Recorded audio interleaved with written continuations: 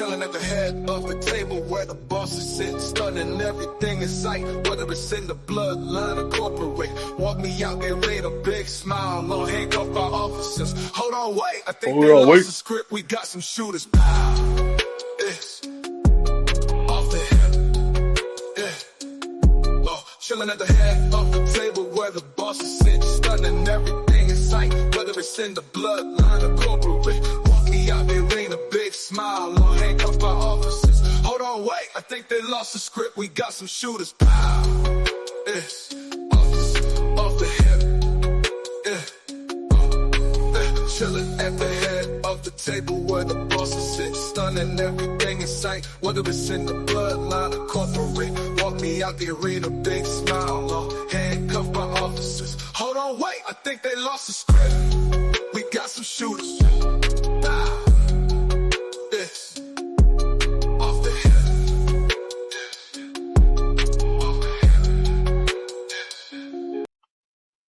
Yes, sir.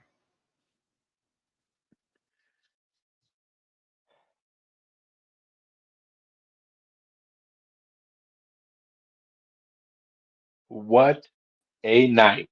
Man, let me get this banner off real quick. Oh wait, brother. I want to pick your thoughts on my brother Razor. It's your boy HD. Pardon me, folks. Off the hip. I welcome your thoughts. The Wise Man shirt. Oh man, that's fine. I always love me some wrestling shirts. I gotta respect my elders. What can I say? Oh, definitely, man. He's the GOAT. Like, I just want to take a second, like, just because you got the shirt on. Before there was Paul Heyman, I looked up to the likes of a Bobby Heenan, Captain Lou Albano, guys like that, even Fuji, right? But Paul Heyman, you got more? Wait. You got Let's more? get and another fellow Paisan, another fellow New Yorker. For those that may not know, what about our boy Alfonso? The Alfonso, ECW days. man, that's a dig right there. Digging in the crates right there. Paulie Dangerous, man. Paul Heyman, the Wise Man. Just wanted to give him his flowers real quick because you got the shirt on. Definitely, to me, the GOAT at what he does. The man is one of one. One of one, man. How'd you fit? Like, I know I had the graphic on. Let's show everybody, tonight as advertised. Cody Rhodes, Roman Reigns. That's just as advertised. Yeah. They had an epic showdown. But was it what people expected? We could get into. Since you were there, I want you to like kind of lead me through the experience tonight, brother. Like, and I'm gonna give what I seen from the visual on TV. So again, once I was in attendance tonight at SmackDown. Shout out Golden One Center. Always a beautiful venue. But for those that may not have checked social media, you may not have noticed that that was going to be a pre-taped venue. Now, again, I'm not mad at pre-tapes, but maybe put a little bit attention to detail to explain that again, they met at a mutual location or whatever, something of the course. We know, I know Roman Reigns was at Georgia Tech this past week, but maybe throwing, hey, Cody stopped by Roman's Stomping Grounds or whatever. But once that statement got rolling, man, I'm getting goosebumps talking about it because that was just electric. Roman Reigns, the tribal chief, the big dog, walking on hallowed grounds, the stadium of the University of Georgia Tech. The man was cutting his teeth there. That man was a monster back in the day. That story that they took, once I seen they were in the football field, once I seen which football field they were in, I looked at my wifey and I told her it's about to get real. You see Roman pull up with the entourage of cars. You see Cody pull up with the Mustangs 5.0, meeting on that 50-yard line. Roman's just taking it all in like, I'm home. So when I was in my seat watching that, I was like that Michael Jackson where he's eating the popcorn in the Thriller video, just Yes, that's what I wanted to ask. Like, how did they dim the lights in the arena? Did they make this feel cinematic? It was pitch black, where you're either watching it on the jumbotron or up top on the Tron up top. Just enjoy. Everyone's just enjoying it. Roman Reigns comes out. That whole place is chanting OTC. Cody comes in the 5.0. They're still chanting OTC. Mm. Mm. And I was like, oh, wait a minute. Like, did we abandon the kid already? I'm like, let's see what happens. I thought, you know, you could also give me analysis on it. I thought this promo, the cinema, whatever we want to call it, I'm gonna just call it cinema because that's what it felt like. I felt like I was watching cinema. This cinema between them, it kind of added that seed. Remember that seed that we spoke about on the last show? Like, oh man, I'm getting a tag team match, Cody and Roman on the same side. Now I feel like, okay, we seeing them. And after hearing what they had to say to one another, and we'll get to that in a second, it wouldn't have been right if it was in Sacramento with them speaking those words. It made perfect sense if they're in Georgia, in each other's respective backyard, taking those jabs, because those are pretty deep jabs that they were taking each other too. Like they were not holding back. I felt like I was yo. You could see it in their eyes that they meant every word they said. I felt like I was watching a setup for the third match between them at WrestleMania. To be honest, like that's how cinema that was. Like I really felt like this was gonna lead to a WrestleMania match. Not saying that, oh, that's what we're gonna get this year. I'm not saying that, folks. But I'm saying the perception of how they captured me with they're already laying the foundation for what exactly what it's meant to be. This is the money fight eventually down the road. Now, it doesn't matter who's gonna have the belt going into that match. It's just they're laying the groundwork to when this is gonna happen. Everyone knows this has to happen. It's just late. I'm waiting for Roman to say that a line similar to that Cena line that you've been echoing for weeks now, because it kind of felt like, yeah, I'm only here because you cannot do your job. It felt like I was gonna get something 10 years ago. I felt like I was gonna get something along those lines tonight with the words. And down the road, I think we might get there, or at least a version of. Like, oh man, like where did we start? Like, you know, Roman tells Cody, I put blood down on this field in this city. My blood, sweat, and tears is on this field. It's on this turf. Man, this is my city, my stadium. But Cody even said he's naming spots all over the world, even touched on the infamous Omni, where Dusty was famously running house. And even Cody said, this is my city, this is my home. I thought that was so perfectly done. Those already. Yeah, man. Like because now it's adding that extra layer, also adding that realism, giving some people a history lesson that they might not have known. It's just doing so much in that one segment. We're just doing so much. And real quick, chat, if you have time or you just a moment throughout the day, just type in Dusty Rhodes at the Omni, Ric Flair at the Omni. This venue is essentially the South's version of Madison Square Garden. There's so much history in this one city at this one venue. And I thought that was also like, you know, Cody, I've been a little critical on his promo work. I don't know if it was because of his cinema style, no crowd. We get to just listen and be captivated by them. I thought, like you said, him mentioning all of that too was a good rebuttal. Like, and I kind of agree because again, in the crowd, especially when he's in the ring with Roman, with everyone chanting OTC, we want Roman. I don't think Cody was mentally prepared for this level of adoration for Roman Reigns coming back, especially this soon. Everyone thought that he saw the crowd, some of the crowd by his side or whatever. Oh no, sir, no, sir.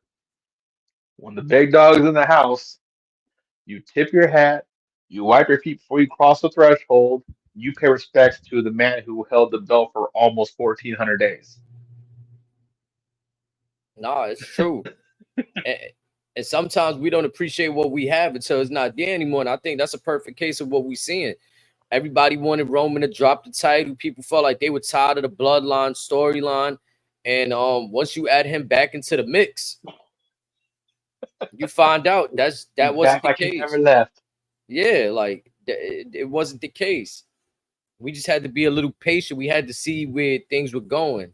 And sometimes I'm not gonna lie, maybe this was needed too, though, right? Like this whole audible, this adjustment, whatever you want to call it. Like Cody Rhodes, let's say Cody Rhodes doesn't come into the company and we keep Roman Reigns with the belt and all of this stuff.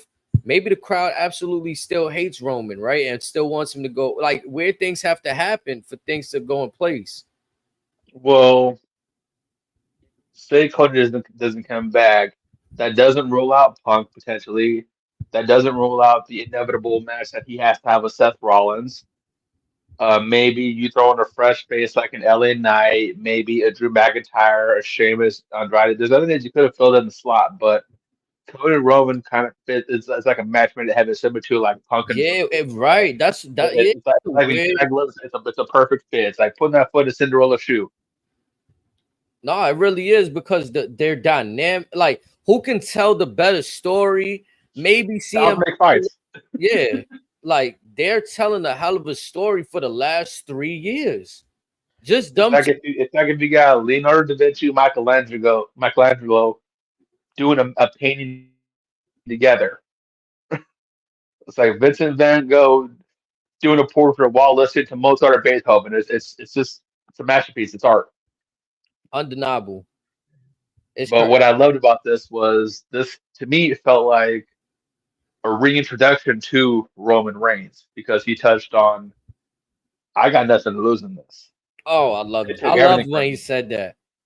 They took Jimmy from me. They took my bloodline from me. They took my Ula Ulafala from Fala. me. Mm. I have nothing to lose. For the first time in a long time, there is no weight on my shoulders. And what does that mean, people?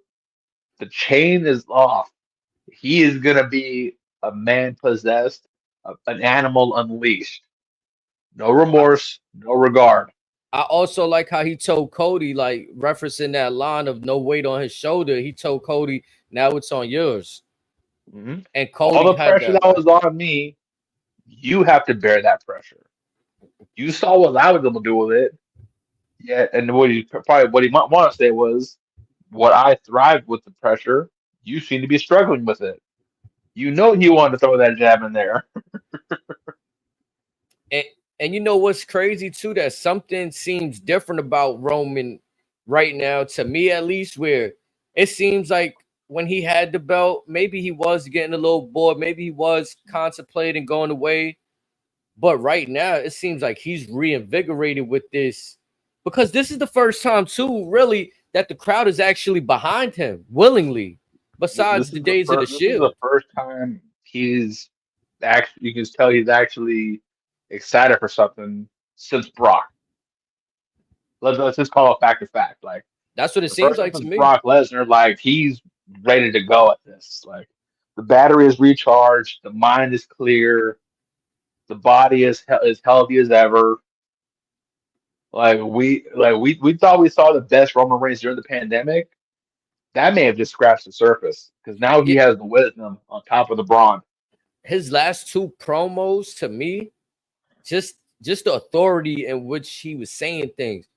Just that tone in his voice, like That's he's oh, about business. I He like knows, it. and like he told Cody for weeks, like this is family business. You stuck your nose in my family's business, and even that line he threw at the end, you are in the way of my life. Oh man, Like, get the fuck out of my way. I'm not even We're gonna lie good. too. That moment too, it didn't favor Cody to me because when Cody did it, I was like, who the fuck in real life will walk in front of somebody like that and not get they like I'll tell you who. a disrespectful motherfucker. Like I've been saying for weeks. When this match happens, Cody will be beyond a shadow of a doubt a heel. He We has are to be, seeing bro. this before our very eyes. He You're has to seeing him be. right now. He's got that demeanor. Like he has that I don't give a fuck attitude. Like this Yeah. title is my birthright. He's gonna be that a rare, almost like what Flair was once upon a time. Just Yes. That's what but he gives me just vibes of. I am that dude. But now you have nepotism on the side as well. I'll tell you because again, he could say, "You guys deny my family this. This belongs to my family. I'm taking back what you guys stole from us." So it's only a matter of time for Cody dons the jet black hair. I've been Yeah, calling because it for months. Roman in that he looked like he was ready to push Cody's shit back. Like, yo, you're in my way. Cody had to back up. Like, he had to let him know you're in the way of my life, bro. Like, don't stop playing with me, Cody. Like, and he also said at the end of all of this, I'm coming, like you just mentioned, I'm coming back for what's mine. Mm-hmm. I'm coming back for that. But what was interesting was before that, Roman knew that Cody wanted something particular because he signed the contract. What do you want? Just say it. What do you want?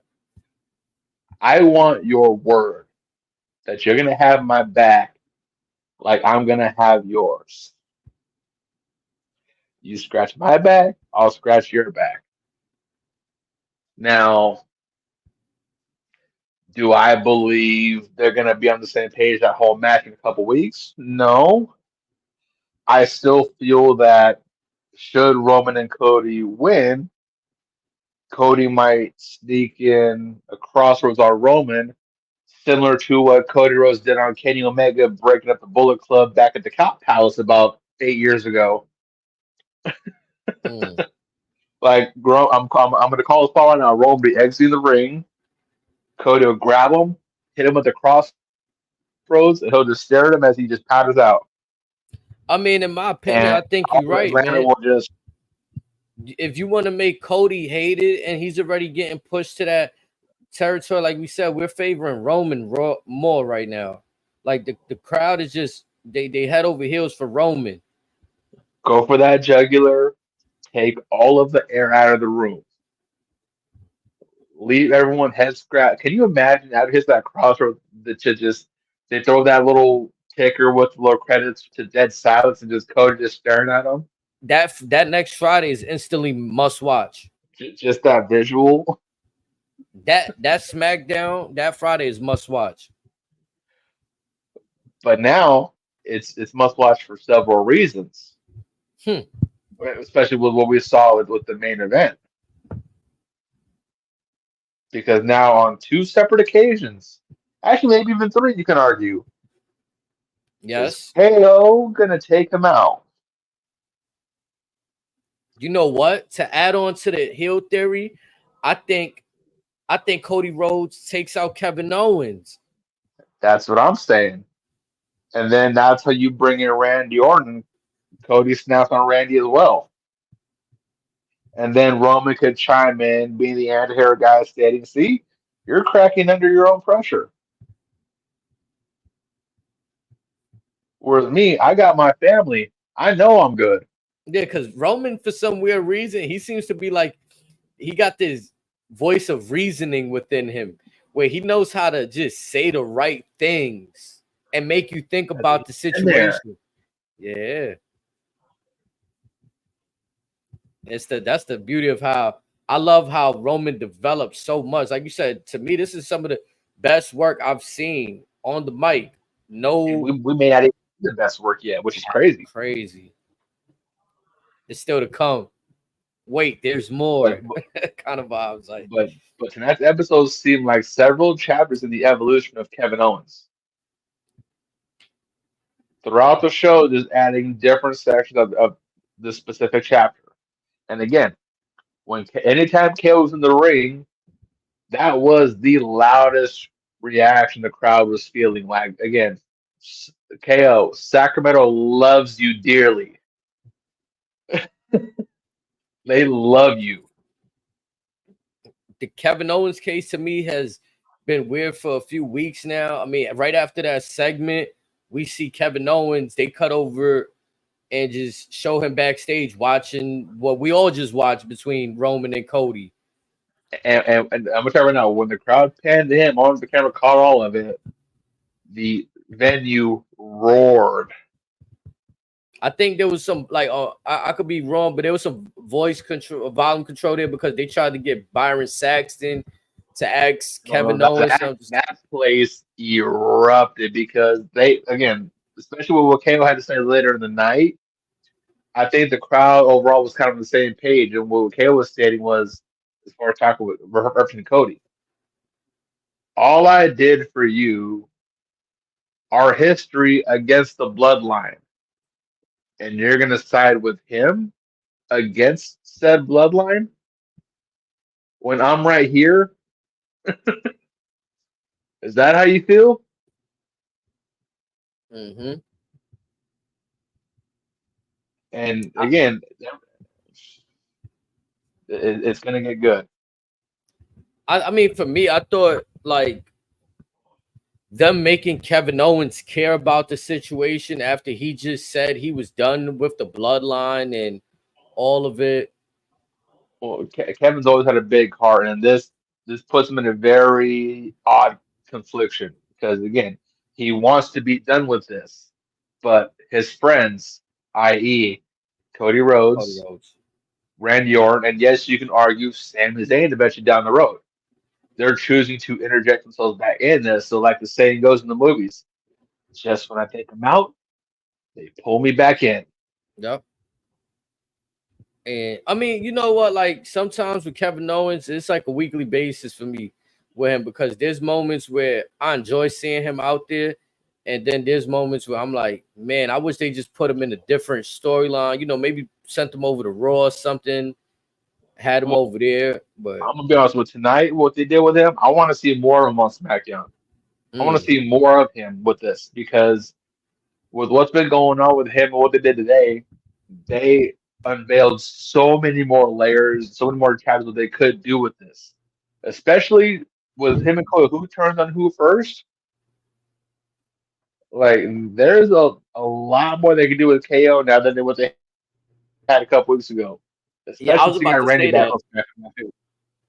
I was about to say that too. That it feels like now at this point they can play with that more because of where Cody and Roman is at within their storyline, as opposed to that whole little angle they were doing a few weeks ago with like, oh, Kevin Owens turned on all of his teammates and great, and it was basically Grayson Waller and Austin Theory trying to like throw the wrench in there.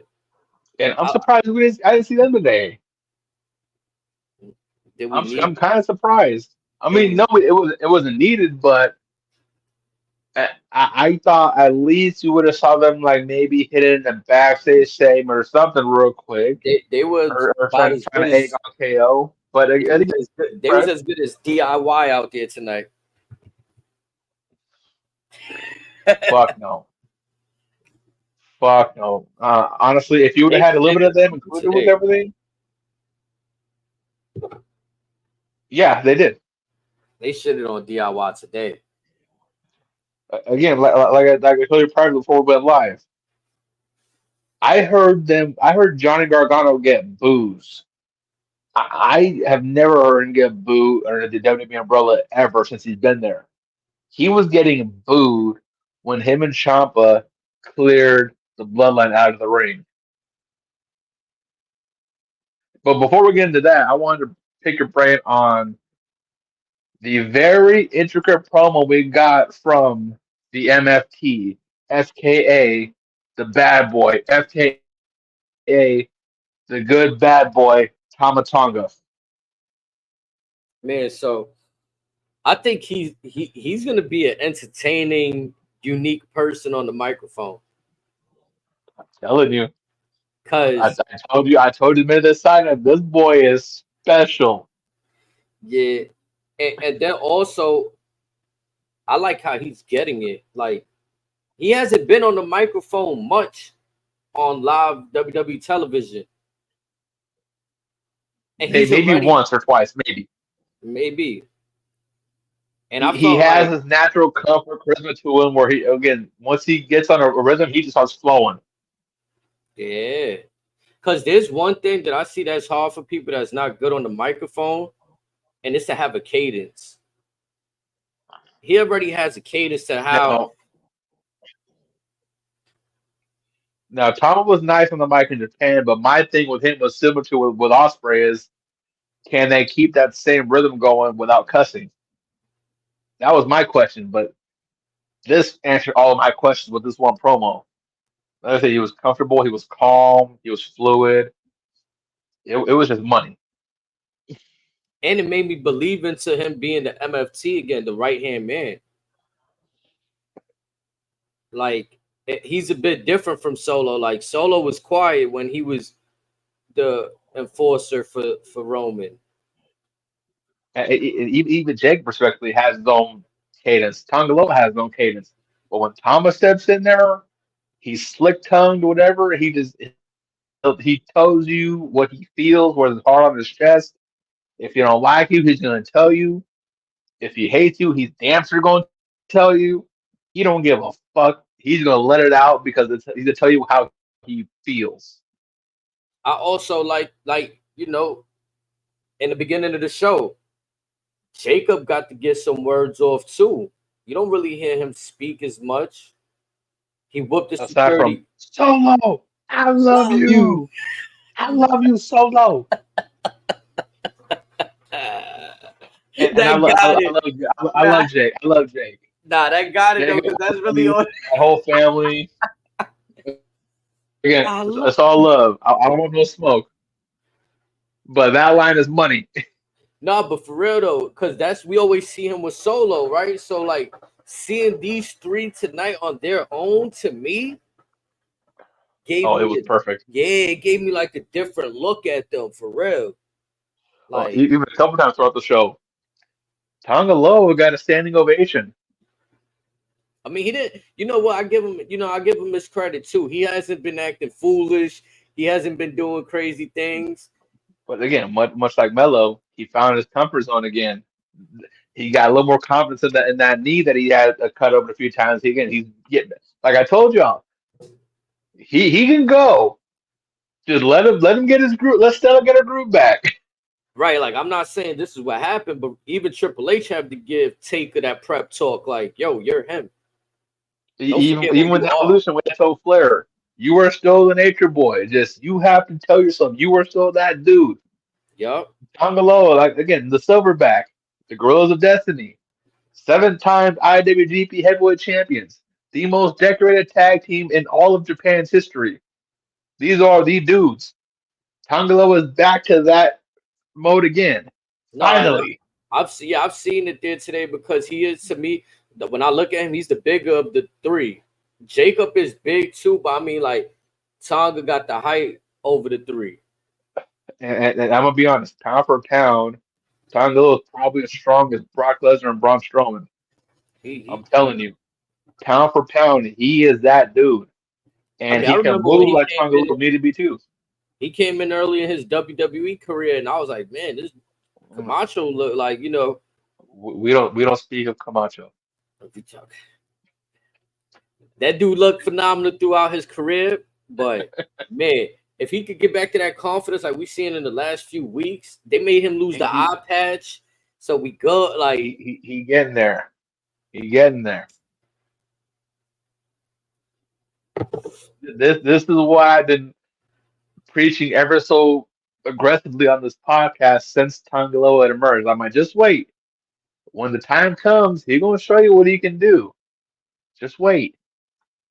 Once again, Razor was right. man, just them three tonight looked phenomenal throughout the whole course of the show. On the microphone, backstage segment, in the ring.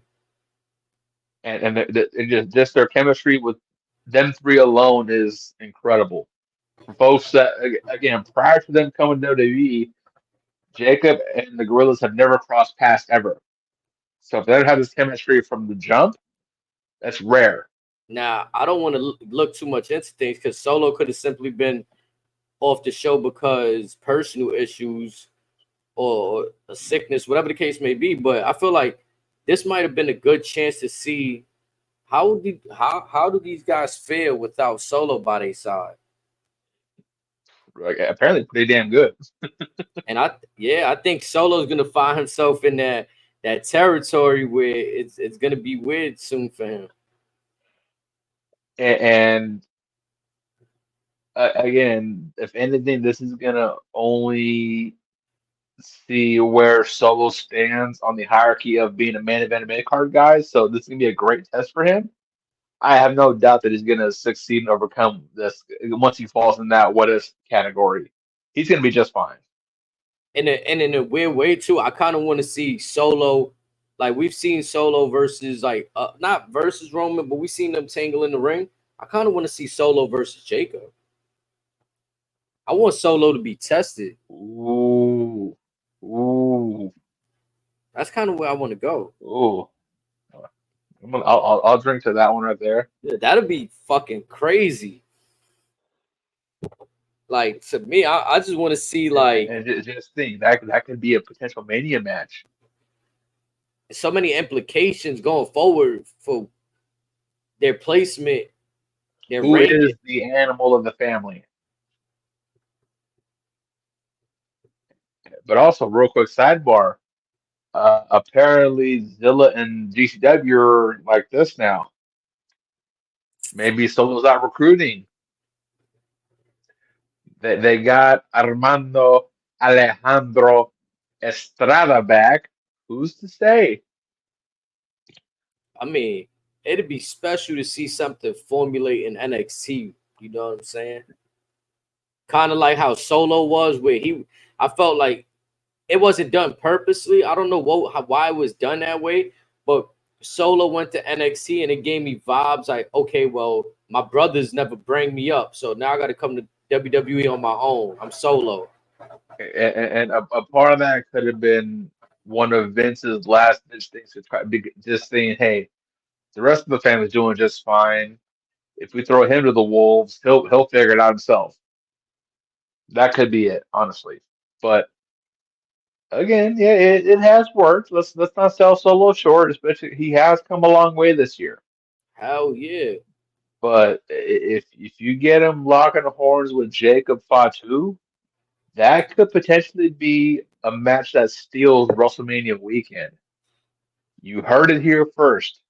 That match could steal the entire weekend in a weekend that could possibly have Roman versus The Rock, Cody versus Randy, Punk versus Seth, potentially Cena and Brock on the card as well, to name a few.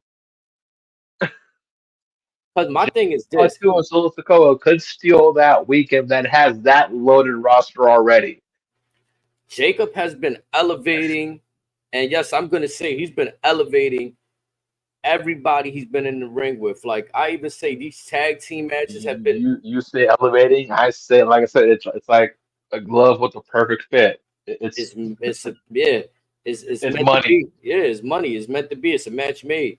Because Jacob, if you put Jacob in the match with Solo, even when we get to the Jacob and Roman, like I think Roman's gonna get tested in the way he hasn't been tested with other superstars. Maybe Brock, right?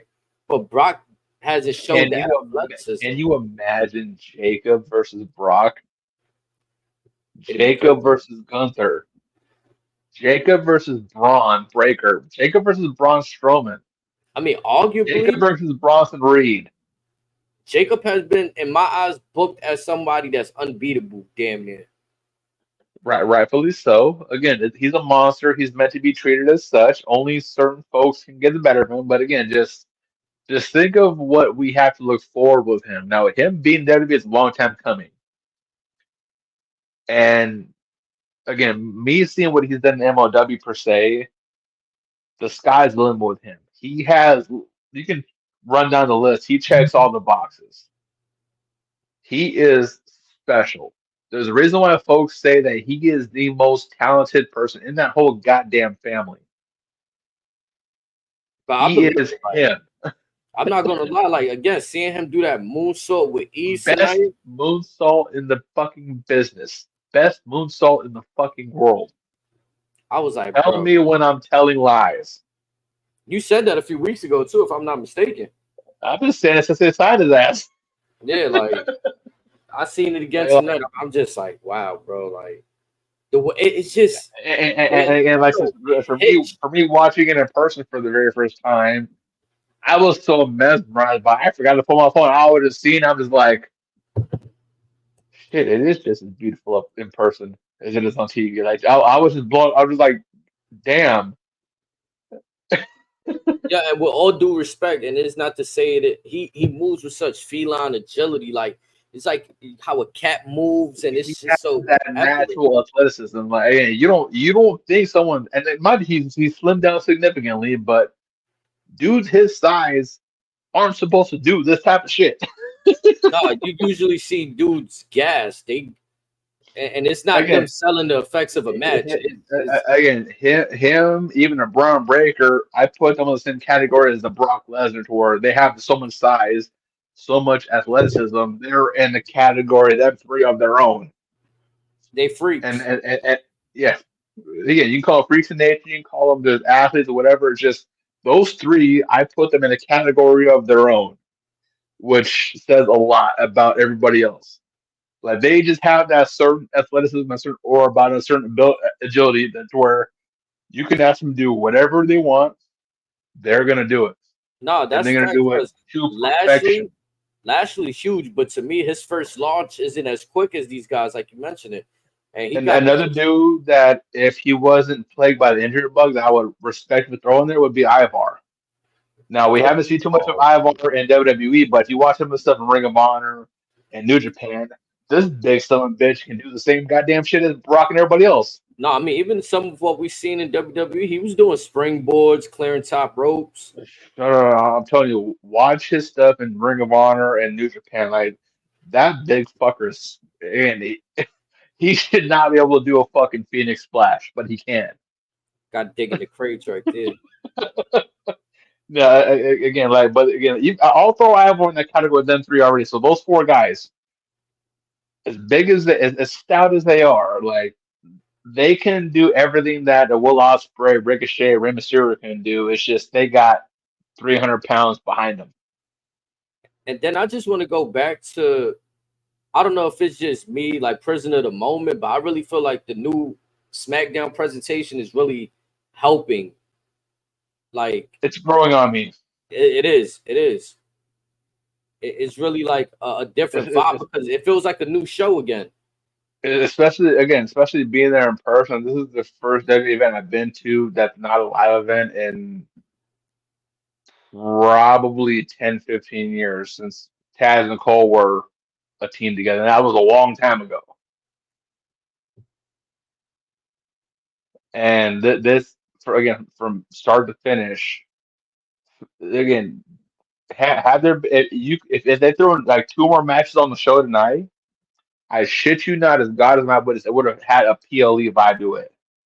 Mm. But again, SmackDown all in all was great, especially with how they're tying certain stuff in, testing what other things. It felt like I was watching a movie being produced, Like honestly, for real, like and the crowd, even during the stuff that wasn't as great, the crowd was still lively as hell. I enjoyed everything about tonight's show, the pace, the cinema. Like I So, didn't really so even.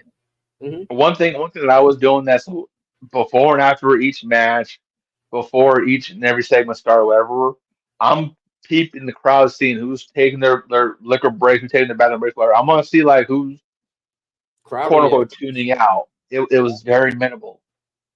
People engaged. They don't want to move out their seat. Everyone was engaged. Well, That's why I didn't want to bother you. with the exception of one spot, but it wasn't that really that noticeable anyways, which was the match that followed the Andrade LA Knight match, which was Apollo Crews and Vinci. Which yeah, I'm glad you mentioned that. How do you feel about that match? Personally, I loved it. Vinci was throwing just a little bit more. I don't know if the camera caught it, but each time Cruz is taking that body slam, his right leg was clipping the ropes. Yeah, I It peeped was a that. I left had a, leg. I Each slam, he gave yeah. him three of them. Each one clipped the ropes. Each one a little bit harder. And Apollo did a good job selling it. Like you see him going for the leg, like grimacing. But again, but I don't know if the camera caught, but each time that he was going him, Vinci was like a step closer to the rope to the corner, a step closer, and just Now, dumping him. I've seen that move done before, right? Where they'll do the body slam off the ropes. Like the first one, I was like maybe he was a little off, whatever. Then did it again. I'm like, oh wait a minute. Then he got closer this time. Third time got even closer. Did it again. I'm like, I like this. No aggression there. I just And felt it was an odd even move. when Vinci came out, he got a pretty hefty pop when he came out. But again, also his music is growing on me. I think his music is fire. I know Snake's gonna say you and I hate WWE music, but no, with this one, there's something there. I'm not gonna lie, he was laying it on Apollo. Like if you And, seen and there was one chop where he had him in the corner that was to the left of the hard cam. He smacked the fuck out of him. bro, if you looked at Vinci's hand, that shit was red. Like I've never Hmm. seen somebody's hand so red of giving chops, Yeah, he was following through with them chops. laying them Like feet things. planted, just bam. I I was was like, like, all right, let's go. he always gave me baby Cesaro vibes. You know what I'm saying? Claudio now, but former Cesaro and WWE. Maybe it's the bald head thing, but he gives me little baby Cesaro vibes. That's why I couldn't really get behind Vinci. I try to get behind, but I don't know. But again, I love what I saw out of him. Especially, again the added aggression. And I don't know if you guys caught it, but I if I think Alicia Taylor still announced that he's part of Imperium. That I should be a could be mistaken. no. If she I, did, I, that should I be a mistake yeah, I think she said representing Imperium when he walked out. I could be wrong though, because Sami Zayn because just touched on Ludwig breaking apart from him. right. So I was So like, well, we'll see what follows there. But again, even with the roll up by Cruz, the aftermath, I loved. I like how they And just go away from Baron Corbin and Apollo Crews. Like, always. maybe that's on ice for a minute. Well, Because if they're a permanent thing, I'm not gonna be mad at it. But didn't Cruz face Vinci last week as well? yeah. 2 weeks ago, I think they said, and he got the roll up when he came Yeah, out. yeah. So this being the run back, I like what they're going with this. I like the snap that Vinci had on his brainbuster because the back of Cruz's head did graze the floor. Mm. Like he Honestly, dropped his ass. honestly, I'm thinking where they go with that, they can very much go the same route on Andrade and Carmelo. Yeah, And no, no, this has legs to it. yeah, But for if for me, yeah, that brain buster was oh, sick. don't let Vinci talk. Just let him be a silent killer. I'm not saying he can't talk. It's just let him just be cool, calm, collective. He'll speak when he deems it's necessary, but don't have him speak just out the blue. Yeah, I never really was a fan of him when he got words off while he was in Imperium. So yeah, it's probably best he just he's on the attack right now. And then when it's time to speak, we'll get there with him. But Could be a few weeks from now, could be a few months from now. Just don't rush that. yeah, I'm surprised they gave them boys the spotlight. And to me, it was also like for me again, easy to watch is a huge thing for me when you go through such a long day. So today's episode of SmackDown, even when it got to their match, I was still here watching. Like you said about going taking breaks.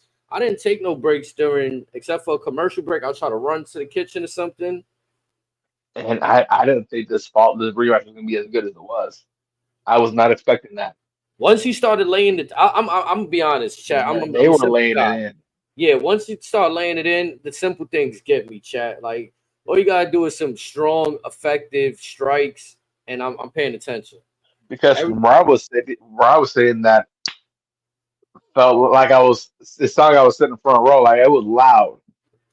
yeah, and it was like it's a difference between like when you do a super kick and slap your own thigh to make the sound. No, this is him slapping his chest, and you're hearing that hand to chest impact. Like that shit was cold. I got a little sidebar about that.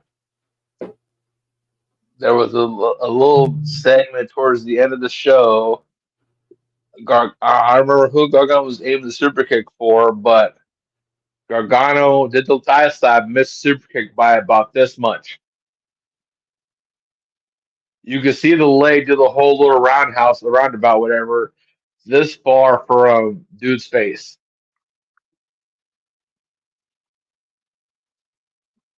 Johnny Wrestling, not a good look. Situational awareness. You're better than that. At least I would hope you're better than that. That shit was That's just like all. it got to That's be all I'll real. say about it. Yeah, it got that had to have been like a routine thing right there because again, if like Okay, I get it. You're facing the hurricane, whatever. That's your main focus, but to miss by all probably 2 feet, maybe three. Come on now, you've been in the game long enough. yeah, I would prefer for the seller, like whoever getting hit with the super kick or something, like was you taking the move, spit the gum out like Dolph used to do, or Sean, or like oh my god, is that a tooth? Like you got Corey Graves selling it, like did a tooth just fly out? I prefer that rather than the over slapping of the legs and the sounds. And especially when you miss when you Yeah. undershoot it by that much. No, I don't want to kill AEW, but I seen the clip of like Ricochet and whatever he did. He stomped on the dude's hand or he missed his head. I don't know what he. Oh no! I'll get to that after we get to the SmackDown. So I got some stuff to say about that. I'll save that for after the SmackDown review. That shit was. I was like, man. But yeah, nonetheless though, we had that Apollo and Giovanni match. That shit was fire. We had LA Knight Andrade start off the night. I thought they match was clean, bro. I'm not gonna lie. I think we had spoken about it earlier before we went on about LA Knight, you know what I'm saying, with the corner misses, him going up, slipping on the ropes in the corner 2 times. Shit happens. Just know your cardio. I was also surprised. I told you this off air. I was surprised Andrade lost the match clean, but it also set up for the backstage. And like you were saying, though, to your credit, they had that moment, which is like, I'm gonna see you. We're gonna get back to it between Andrade and LA Knight. It's one of those. You're gonna let me show you some love. You're gonna accept my handshake. You're gonna give me the respect that I'm giving you, and we will run it back. And they had a Because man, they had a phenomenal match to me. Like, again, if this match would have been the main event, I wouldn't have been mad at it. oh, really? It was just like, They were firing on all cylinders. Like they were out there for business. and that, And again, Andrade has chemistry with so many guys. It's ridiculous. yeah, it seems like he's so easy to work with. Like, you just literally And pluck with him out of Andrade, free agency. I know Andrade's been in the gym, but this motherfucker's put on some size because he's damn near as thick as LA Knight is now. Like this man, if you told me he's 250, 260, whatever, I'm gonna believe it because he's every bit of that. And for him to do that that little double moonsault thing that he does is it's incredible. Yeah, that shit. Like what they call it, the double Spanish fly or something. You talk about that one or? Yeah, where he does a moonsault, lands on his feet, then hits the moonsault standing on top of Oh that. that one, that shit is crazy. I thought you were talking about the springboard, the Spanish fly they be doing off Oh no, the no, middle no, ropes. that too. Again, guys that hefty and stocky shouldn't be able to move like that, but again, they still find ways to do it. And Andrade is a true heavyweight and still able to do that flawlessly. Like again, like whenever Charlotte comes back, should they go for that power couple gimmick and you put the rocket on both of them, I'm not going to be mad at it.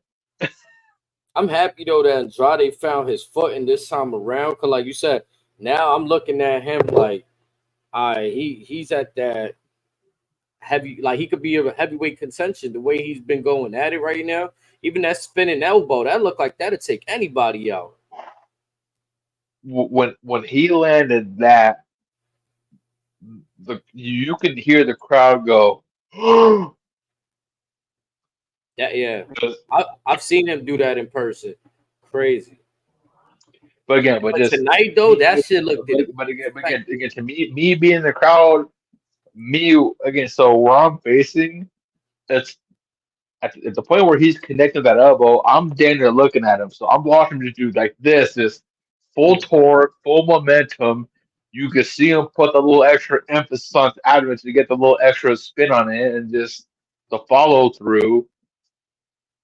Again, he's putting in some serious work. So when his number's called and they put the rocket on him, I promise you, there will not be a single person that will be disappointed by his ring work. Whether he's facing Cody, whether he's facing Roman, whether he's facing Punk, Seth, Drew, Braun, whoever for a top belt. It's only a matter of time with Andrade. Man. And then look, his usage was like to me fire. He has that match and then gets right into the backstage, which was a fucking entertaining backstage segment between him and Carmelo. Like again, I said it off here. Their scrap right there looked like a little real squabble. Like that when he Mello, threw Carmelo. Mello, leave my kings alone. For fuck's sake, leave them alone. We should have won in 2002 anyway. Leave them alone. We didn't choke. We got robbed by the refs. Man, I'm not gonna lie. Yeah, Carmelo, he was on point today. Couldn't have been me. He's talking his shit. I ain't see someone choke that bad since. Yeah. But the way that Andrade threw him though, like Andrade's footing, his awareness, like they're scrap, and then he just grabs him and throws him into the right like storage container and all of that. Like I was just like, even like you said, his his head hitting the camera, you seeing the camera full of all his sweat. It was you couldn't not have It looked like a fight. yeah. That was a fight. That was a fade. Yeah, even when he lifted Carmelo up, like I was like, oh shit, like he really just earthed him, like boom, With them two, it's on site and it's personal. Like and right now, Andrade's up 3-2. it's 3-2. We were about to get match number 6, and like I've been saying for a minute,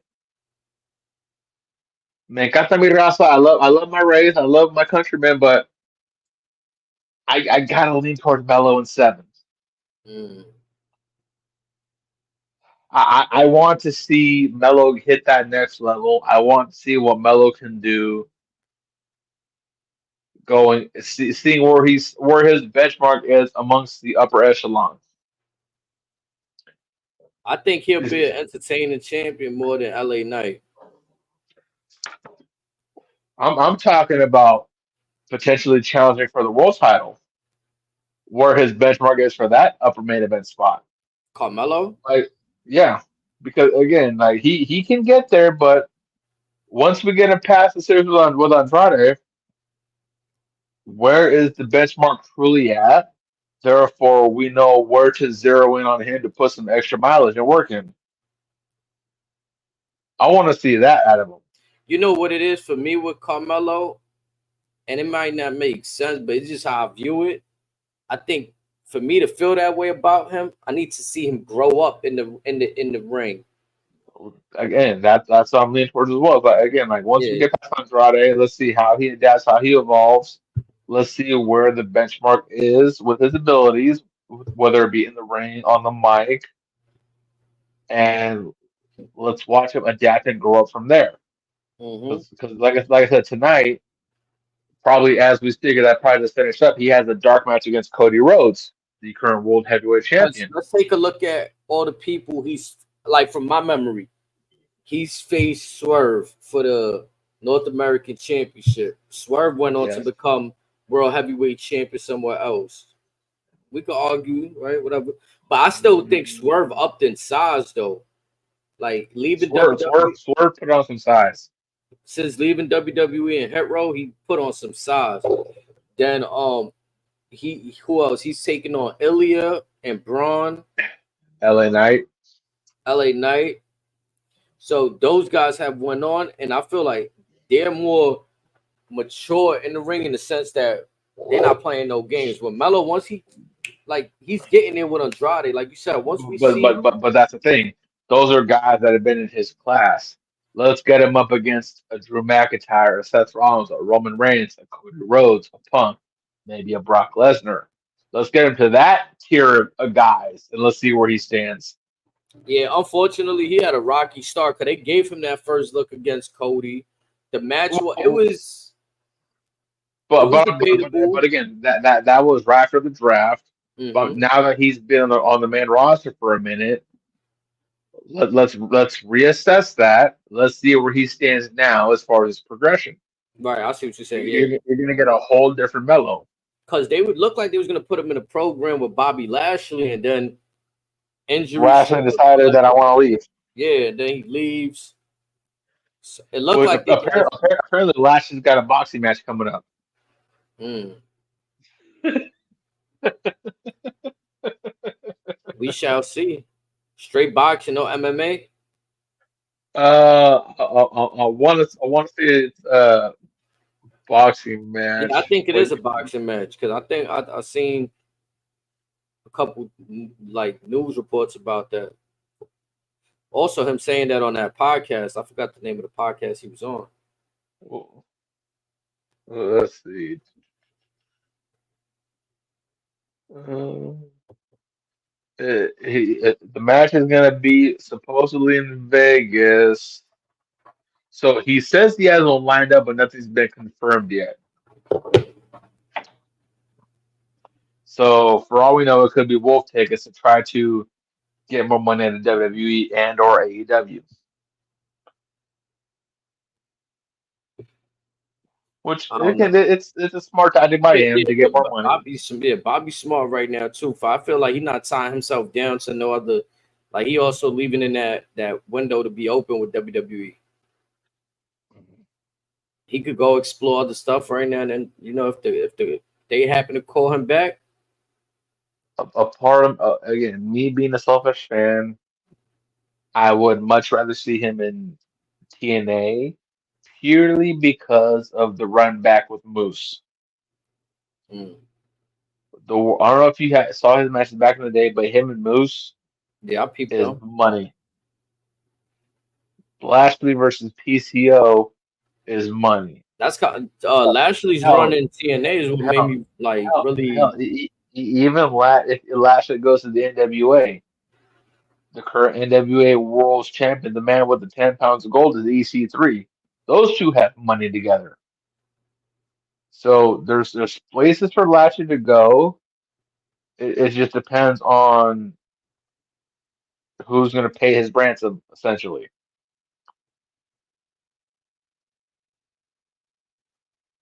Now, again, as long as he's happy, that's all that matters. But there are certain places where he could benefit more than others that may not pay as much as an AEW. Because let's be honest, if he goes to AEW, what's he going to do realistically?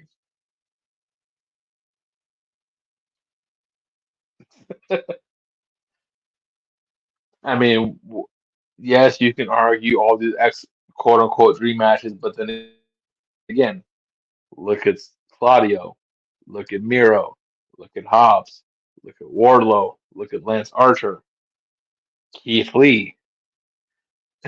Miro just asked for his release. I'm reading. No, how true Yeah, it is.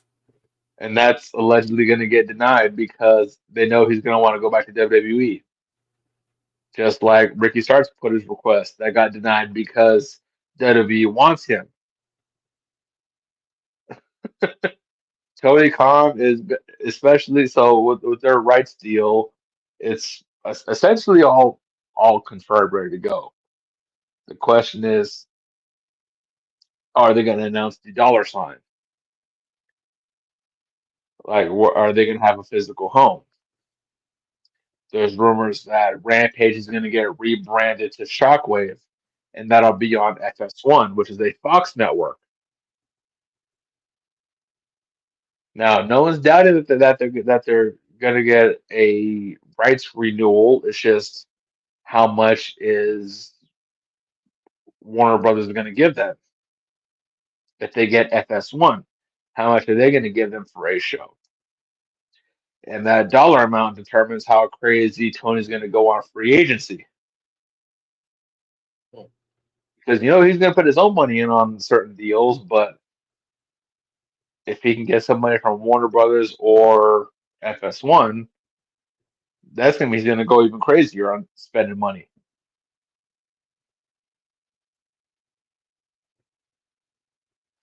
You're gonna see Ric Flair back on Shockwave debut episode, premiere I, episode of I, Shockwave. to keep it a buck, I'd be surprised if we don't see a Ric Flair January 6th when Raw goes to Netflix. It's almost like we gotta pull out all the stops. Because we're going to get Cena. We could possibly get Brock.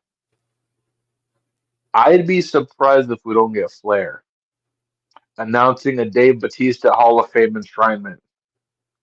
Mm. I would be surprised if that doesn't happen. He's going in this year.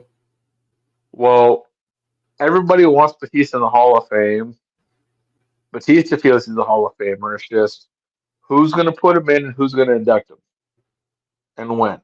Because I would almost assume that at minimum, Batista and Cena are going to go in together. Mm. OVW, throw Randy in there too. OVW Hall of Famers. You could have Orton induct Batista and Cena because he's two of their best rivalries were against them two. Because of the evolution factor, you could have Triple H put in Batista and Orton put in Cena. Mm-hmm. But on the topic of Batista, I thought it was very interesting his comments on his time in OVW. Now, if you haven't had to listen to that yet, he spoke a little bit on Jim Cornette. Now, with Jim Cornette, do with that name what you may. Me personally, I think he's a very valued historian of the business. He's been in the business almost half a century. He's seen it all, done it all, respectively. Dave Batista feels like he was underutilized in OVW and wasn't given time to grow. Mm.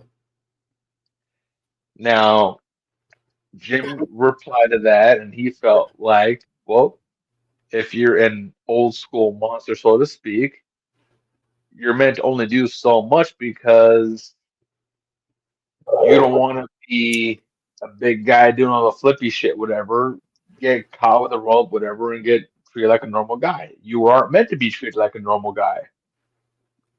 That's how he looked at it, which makes sense. But how do you feel? Knowing what Batista ultimately did in WWE, do you feel like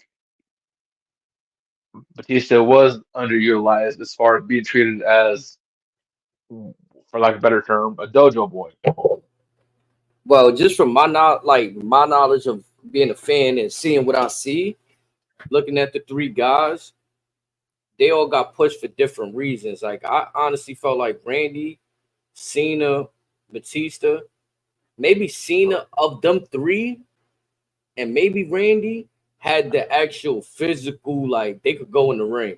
But also in that same class, you had a Brock Lesnar, you had a Shelton Benjamin, you had a Charlie Haas.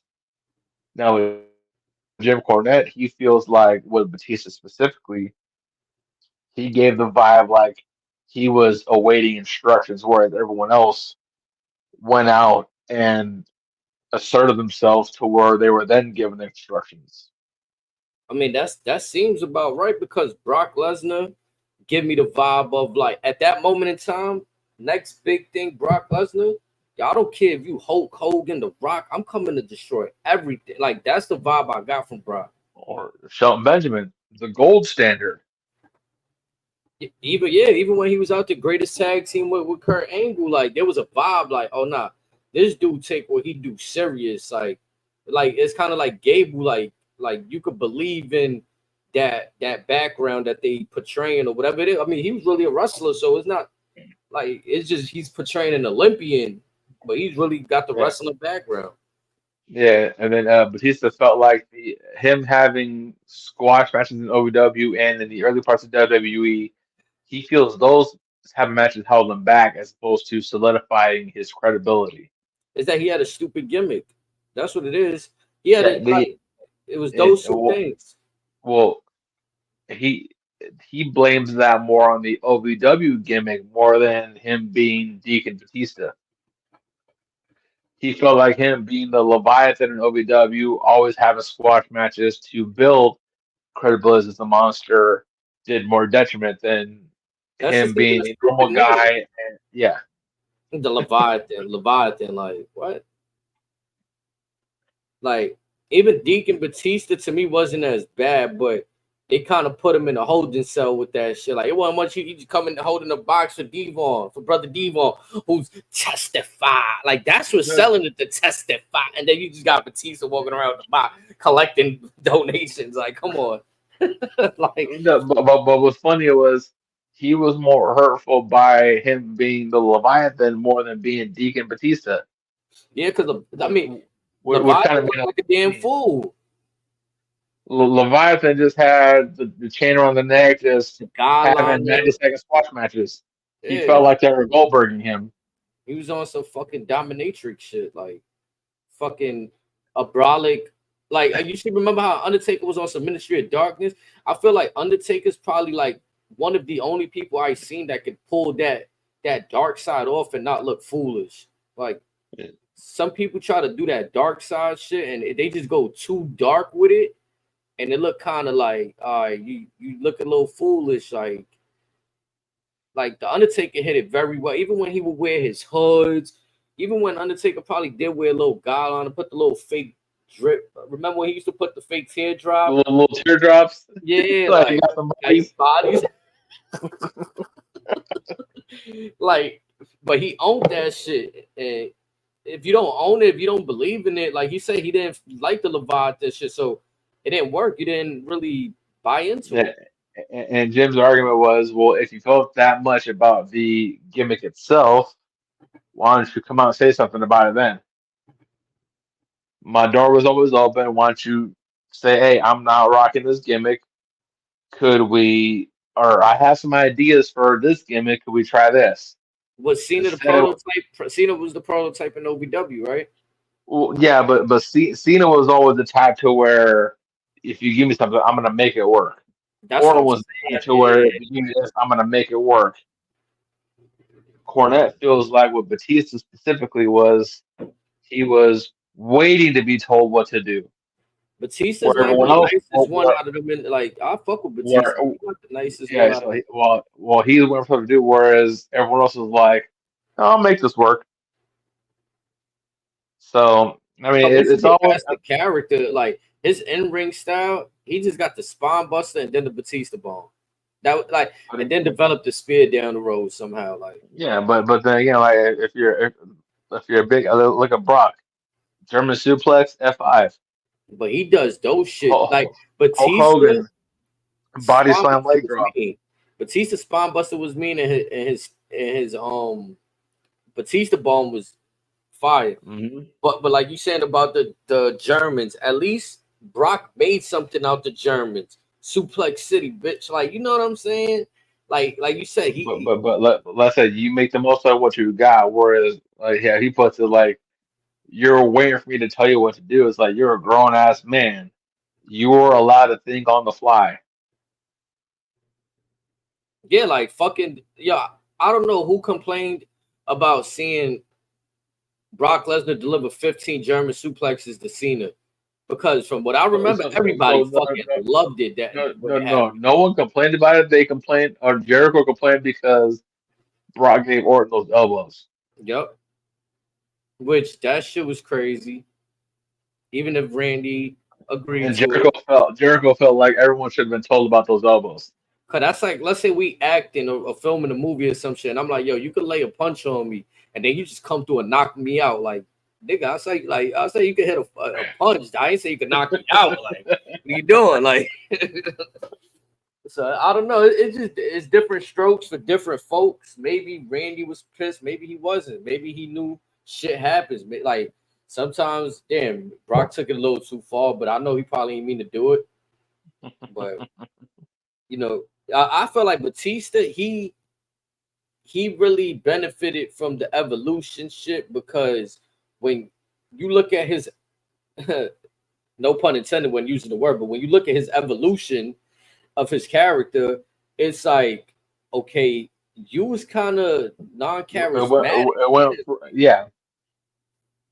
You was just there though. Like literally, you was just as Deacon Batista, you was Cena's first appearance, motherfucker was ruthless aggression. And then different angle. Randy Orton, I'm a legend killer. Yeah. Tom Benjamin, I'm the gold standard. I'm gonna beat Triple H back-to-back weeks on Raw. They came out doing shit in their first. Brock Lesnar defeating legends, but just whereas like, Batista, it took Randy Orton getting kicked out, and we introduced the thumbs up, thumbs down to get something out of Batista. That ass though, it really took that. And then I'm gonna be honest, I really started liking Batista when he went away from Evolution, because now we really got to see what he can do on his own. Yes, sir. Then he started developing his entrance, like you see, I was like, okay, now he's coming into his own. But a noted entrance, if you ask me. Yeah, that entrance is one of those, and his song, both of those shit. So it's like, shout out to Saliva. He got it later on down the road, but in that moment, what I'm saying is, in that moment, I can see why Randy Orton, the son of Cowboy Bob Orton, pushed. I can see why Cena, the prototype, his physical Brock Lesnar coming out of Minnesota. I can see why those guys were pushed. I don't know what was Batista's background, but you got guys with real collegiate backgrounds. The story that Flair and Triple H discovered Batista while he was bouncing for a strip club or something like that. Yeah, so and Batista was 6'6", damn near 400 pounds, just yoked to the gills, hair halfway down to his ass. Yeah, so you bringing in a guy that with no, like, at least what I'm trying to say is Brock, Shelton, they got the footwork from doing collegiate wrestling. All they got to pick up is the Cena had the football player background like a Roman Reigns. Some more footwork. Randy, again, born into the business. The God-given ability. Yeah, like JBO famously said, if you want to go into a territory, build from scratch the perfect wrestler, it's going to be Randy Orton. Triple H said he's so damn good, he don't even know it. Randy Orton was always one of my favorites. Everyone said that Randy Orton does everything so well, like he's not even trying. It's just so flawless. That's why I always when he picks up on day one, it takes some folk anywhere from 6 months to a year to figure out. He's got a day one. Hell, even if you remember when his rookie year, right? He got injured, shoulder something. He found the way to be a troll and come through with the Randy Orton reports or whatever. And they'll show him on the screen. Like he found ways to still be active. So he understood, like you said, he understood it very early on. But there also layers to that He shit. never understood, but everyone's like, "Oh no, he got it." Yeah, right. Like he didn't know, but he's just doing shit because he's active. Like, all right, boom, boom. As to where, like you said, maybe a Batista was waiting for that.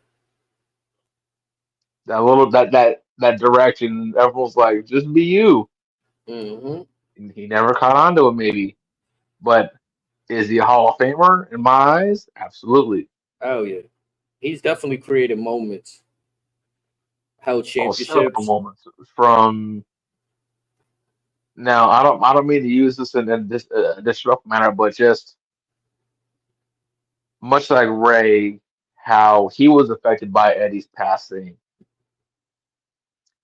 and because it was like once Eddie passed, he stepped himself up because he felt like he was forced to step his game up, and we saw a more pure product of what we know as the Animal Batista. He had one more sense of free will out of him. Even before that, when he was tagging with Eddie, like you could tell Eddie kind of showed up saying, "Hey, loosen up a bit, big man. Like you're good. Just chill.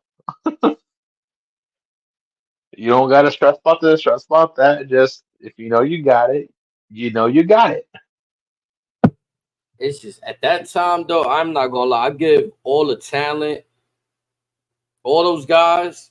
The competition was amazing. You got Triple H, Undertaker, Brock, Rock, Austin. Big Show, Kane, Mark Henry, RVD, Randy Orton, John Cena, Jericho. Haas, Benjamin, Mysterio, Jericho, Edge. Like You can go down each roster and just find bona fide studs and certified G's. for real, like the man, the roster was amazing. I mean, it's still amazing now, but like back then, it was so many surefire Hall of Famers. That Yeah, like yeah. That's what we had back in the day was nothing short of special. That it's sad that it's only getting appreciated now mhm. when it should have been equally appreciated back in the day. Like you said, we never really know what we got till it's gone. And I feel like that's kind of why I guess Cena kind of giving the heads up that this might, because we just never know. Everybody been on the Cena sucks stuff for the last few years, and it's like I'm still not ready for that retirement tour, to be honest. that for real. Me either. Like for so many years, people been like Cena sucks, so it kind of diluted and watered down whatever good years we had from him, It, and now we're here. it's even he even embraced the let's go see the Cena sucks and all that. Like he loved that, and it's like now that he's announced his imminent retirement tour, like you're not telling us, hey, we have to get ready for this because, like the T-shirt says, the last time is now. I Not don't know gonna about you, lie, but about half of the shows, I might be choked up on some G shit. bro. This feels very much like the Kobe retirement tour when I couldn't believe it. Like Uh-huh. I was, You're joking, right? yeah, Kobe was what only 36, maybe 38 when he retired. Like, look, LeBron is playing. He's fucking 40, about to be 41. I couldn't believe. So when like you hearing that type of the retirement tour, nah, I can't believe. And we grew up with these dudes, right? Like we grew up with a Kobe Bryant, a John Cena. So Like when you and I were growing up, we caught the tail end of Jordan, but for the majority of our life, it was Kobe. yep, Yeah, folks don't argue LeBron, whatever, but no. Kobe is up here. LeBron's maybe like right here. that's what Let's that's just be what, honest. Let's be honest. Like Kobe hit certain feats that you just can't replicate, especially at least right now. Like even when Kobe first debuted, like one of his first games was against Jordan in prime Jordan, and Kobe just puffed out his chest and oh, I want the smoke. And even so, the league hasn't seen a competitor like that yet.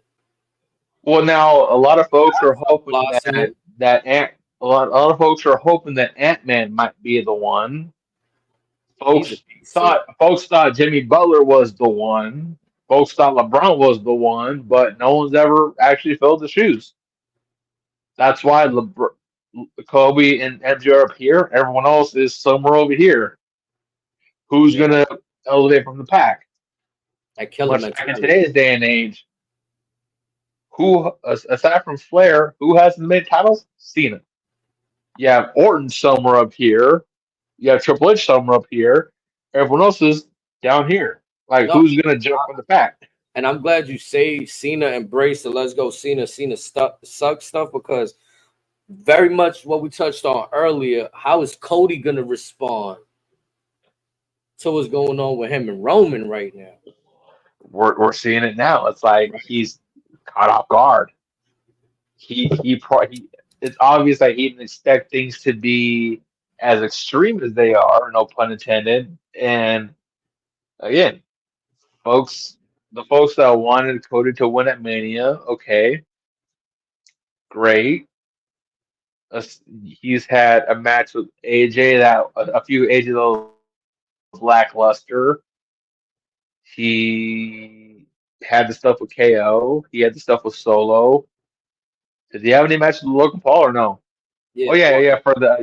He had a match with Logan Paul. That's it. All right, so I feel like Cena stuck to his guns. Remember when he's not going heel? Cody kind of been sharing the same sentiment for the last few years. Yeah, but again, at some point in time, it's where like if stuff's not working, either you got to elevate yourself or just Right? Is he willing to accept what Cena went through for the last few years? Cena went through it for the better part of 10 years. That's a long time. That's a very long time. Because think about it, he went into Philly against RVD, the world's most hated man. He Money in the Bank 2011 in Chicago went in, the world's most hated man. Toronto against Edge, the world's most hated man. And Cena's always been entertaining on the mic. I just feel like he slowed down once he became a face because he couldn't. He wasn't saying as much of the same edgy stuff he said when he was a heel. Yeah, and he's then always also, been like, money on the mic. if we're going to compare Cody and Cena, not all folks are built like that. It's just it is what it is. Like, some folks are cut from that cloth. Some folks got to work for it. Others just it's an unreachable feat. Man, but let's get back into the show. I think there's like two things that we didn't cover. There's a little more we can cover on that before I go into ripping into AEW. Yeah, we had the Naomi and Bailey. We had, I think, talked about this off the Naomi and Bailey versus Nia Jax, Tiffany Stratton tornado tag team match. It was an amazing match. Loser lead, and when I say the loser, if Naomi or Bailey are pinned, the loser leaves SmackDown. Oh, time out. If you caught what Nia said talking to Tiffany before they got their entrance, she referenced that Tiffany should take the pinfall and leave SmackDown. Yeah, actually, you're right, because I did hear, I think Corey Graves say we could see Tiffy time on Mondays. And then when Nia doubled down on that, because again, I'm probably gonna watch the SmackDown review tomorrow evening, so we could probably double back on some stuff on Monday. But yeah, I thought that was very telling, because again, when Nia said that, the audience that was around me was just like, "What?" Yeah, no, that applies for you guys too. Yeah, and I wasn't a fan of Nia Jax coming at Tiffy right there at that moment. I'm gonna be honest. Oh, I loved it. Did you? I feel like it's going. I wanted to see them more go for the championship title, the tag team. Well, because similar to the Cody heel stuff, with Nia, it's one of those. All right, I'm gonna get you before you can get me. Right. And again, like I love it because especially Tiffany wore on her face too. It's like you'd be okay with me leaving you here too? Like really? Mm-hmm. Is that what we're doing? And as we saw in this tag match, I'm sure there was a certain spot to where Tiffany took out Nia and holding on to Nia saying, "I'm sorry, my bad, I fucked up, I'm sorry, I didn't mean it." But that match was incredible, and like I told you off air, the crowd was very unsure about Naomi. When she pulled Bailey off of Tiffy, I got upset. So I understand the crowd. I That was took the air out of the room. yeah, I'm with you, dude, because I had the same reaction. I said no way. Like, come on. A lot of folks thought like Naomi was gonna tag Bailey and let Bailey take the pinfall. That would have been something. That way Bailey goes bye bye. But like at least the crowd tonight, their accepted winners were either gonna be Bailey or Tiffany. Now, when we got to the finish of the match, it appeared that Bailey and Naomi pinned Nia. This is one of That those was weird something. stipulation matches that I found I enjoyed it because they got to play around a lot in this match with some of the things they were doing. Yeah, but it also basically told us that they had no real plan from to begin with. Yeah, they could have just went and said, "Yo, we're gonna have a You trip." you you you could have easily went either way and stuck with it. Instead, this is where listening to us fans has some kind of detriment to you as the bookers because we're gonna react to this, that, and the third, and it's gonna leave you with what we may ultimately be getting, which would be a triple threat match. Now we're gonna have a number one contenders match coming up before the PLE, but who's to say that won't lead to an ultimate triple threat? Maybe even fatal four way, which again, back to square one, what was all this for?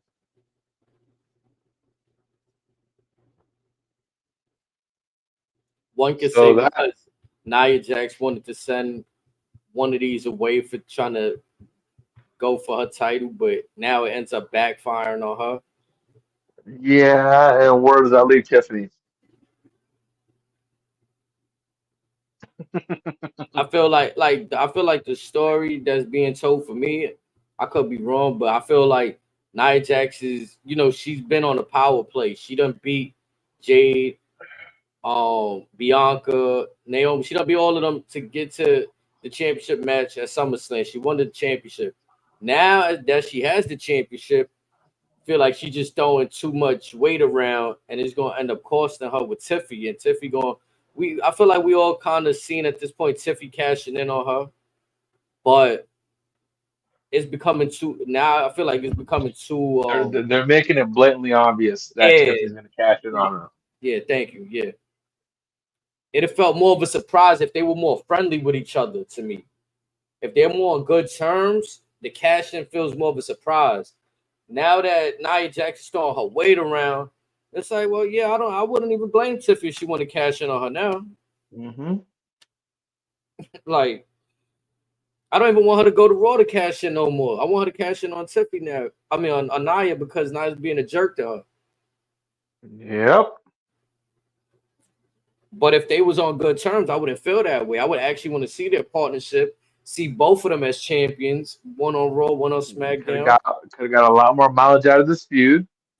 Not to say they still can't, but with the route that they're taking, they're making certain things a little bit too obvious for my comfort. And then if you play this the wrong way, I think the crowd would still be behind Tiffy, but you can make her character look foolish. It won't be as appreciative. It could do more harm than good. It could also kill her and Nia in the process. So they're going down the road to where they're gonna have to be very careful what their next moves are. Because what's the chance that we see Tiffy try to cash in on Nia and actually lose? Then she would be the first woman to not have a successful cash in. Mm. She would fall in the Damian Priest John Cena category. Damian cashed in though, right?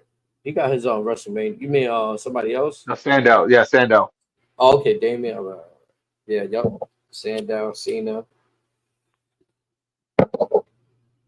Mm. But she was holding back. Now, I'm saying Tiffany can't recover from that, but it's like all the work we built up prior to that, you're just gonna just tear it all down like it was nothing. Like I said, it's becoming a little too. You just said it too. It's becoming too obvious. Where Nia Jax got a lot going. She got Michin on her bad side. She got Bailey and Naomi now on her bad side. She throwing jabs at Tiffy like you can go. You could take that pinfall. You can go. You still gotta think about maybe a Jade or Bianca too. Still Maybe a got Charlotte. her. Maybe a Shotzi. Maybe a Becky Lynch. That's a whole roster right there. Nia Jax got a lot to worry about, and then still got to worry about Tiffy with that Money in the Bank. So it's becoming like, I think what would be more surprising is if we keep Tiffy completely away that night, right? Give us some fake news. Oh, Tiffy can't make it to the arena. Whatever the case is. I think we're a little late for that. Yeah, we're definitely too late for all that. Because it's like, yeah, it's becoming like we know. And now, if they could surprise us, if Tiffy, this is why I said they could make her character look foolish, as if wait, she's accepting all of this treatment from Nia Jax and just doesn't cash in on her. And I feel like from what I've seen from Tiffy before, she's more of a boss than that. So I'll be surprised to see her character go down that route. Because again, will it do more harm than good? And for her in that case, I think the crowd was still just like some people are still behind some of these other talents, but they don't get pushed as well. Like this, I'm pretty sure there's a Zelina Vega crowd out there that enjoys seeing her, but she just hasn't held the gold. You know what I'm saying? But we'll see with them. They got to treat that very delicate. They got to be careful with that. Then we get the main event. How did people in Sacramento feel about the main event? People were very happy that the Bloodline beat the piss out of DIY. So was I. I think I should go to Sacramento. I think me and the people of Sacramento will get along because this seems just like me and them had the same reaction to everything, brother. Like for real, this is crazy. Now, I'm gonna be honest. I did not. No one expected the Street Profits to answer KO's call to aid. That was very refreshing. Now, again, some folks could talk on, but I certainly didn't see it coming. The crowd was shocked by it. I felt split about it. How so? Only because I seen, okay, Profits are coming back because the Bloodline interfered in their match on NXT. Okay. But they are the Street Profits. So when they came in for the save, I was like, all right, I'm back on. And because I know they're going to put on a great match too. So I'm just like, I'm on board. I'm on board again.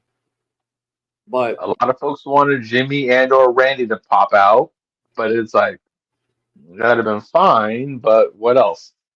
Like, say Randy comes out, then what else? What do you got for that?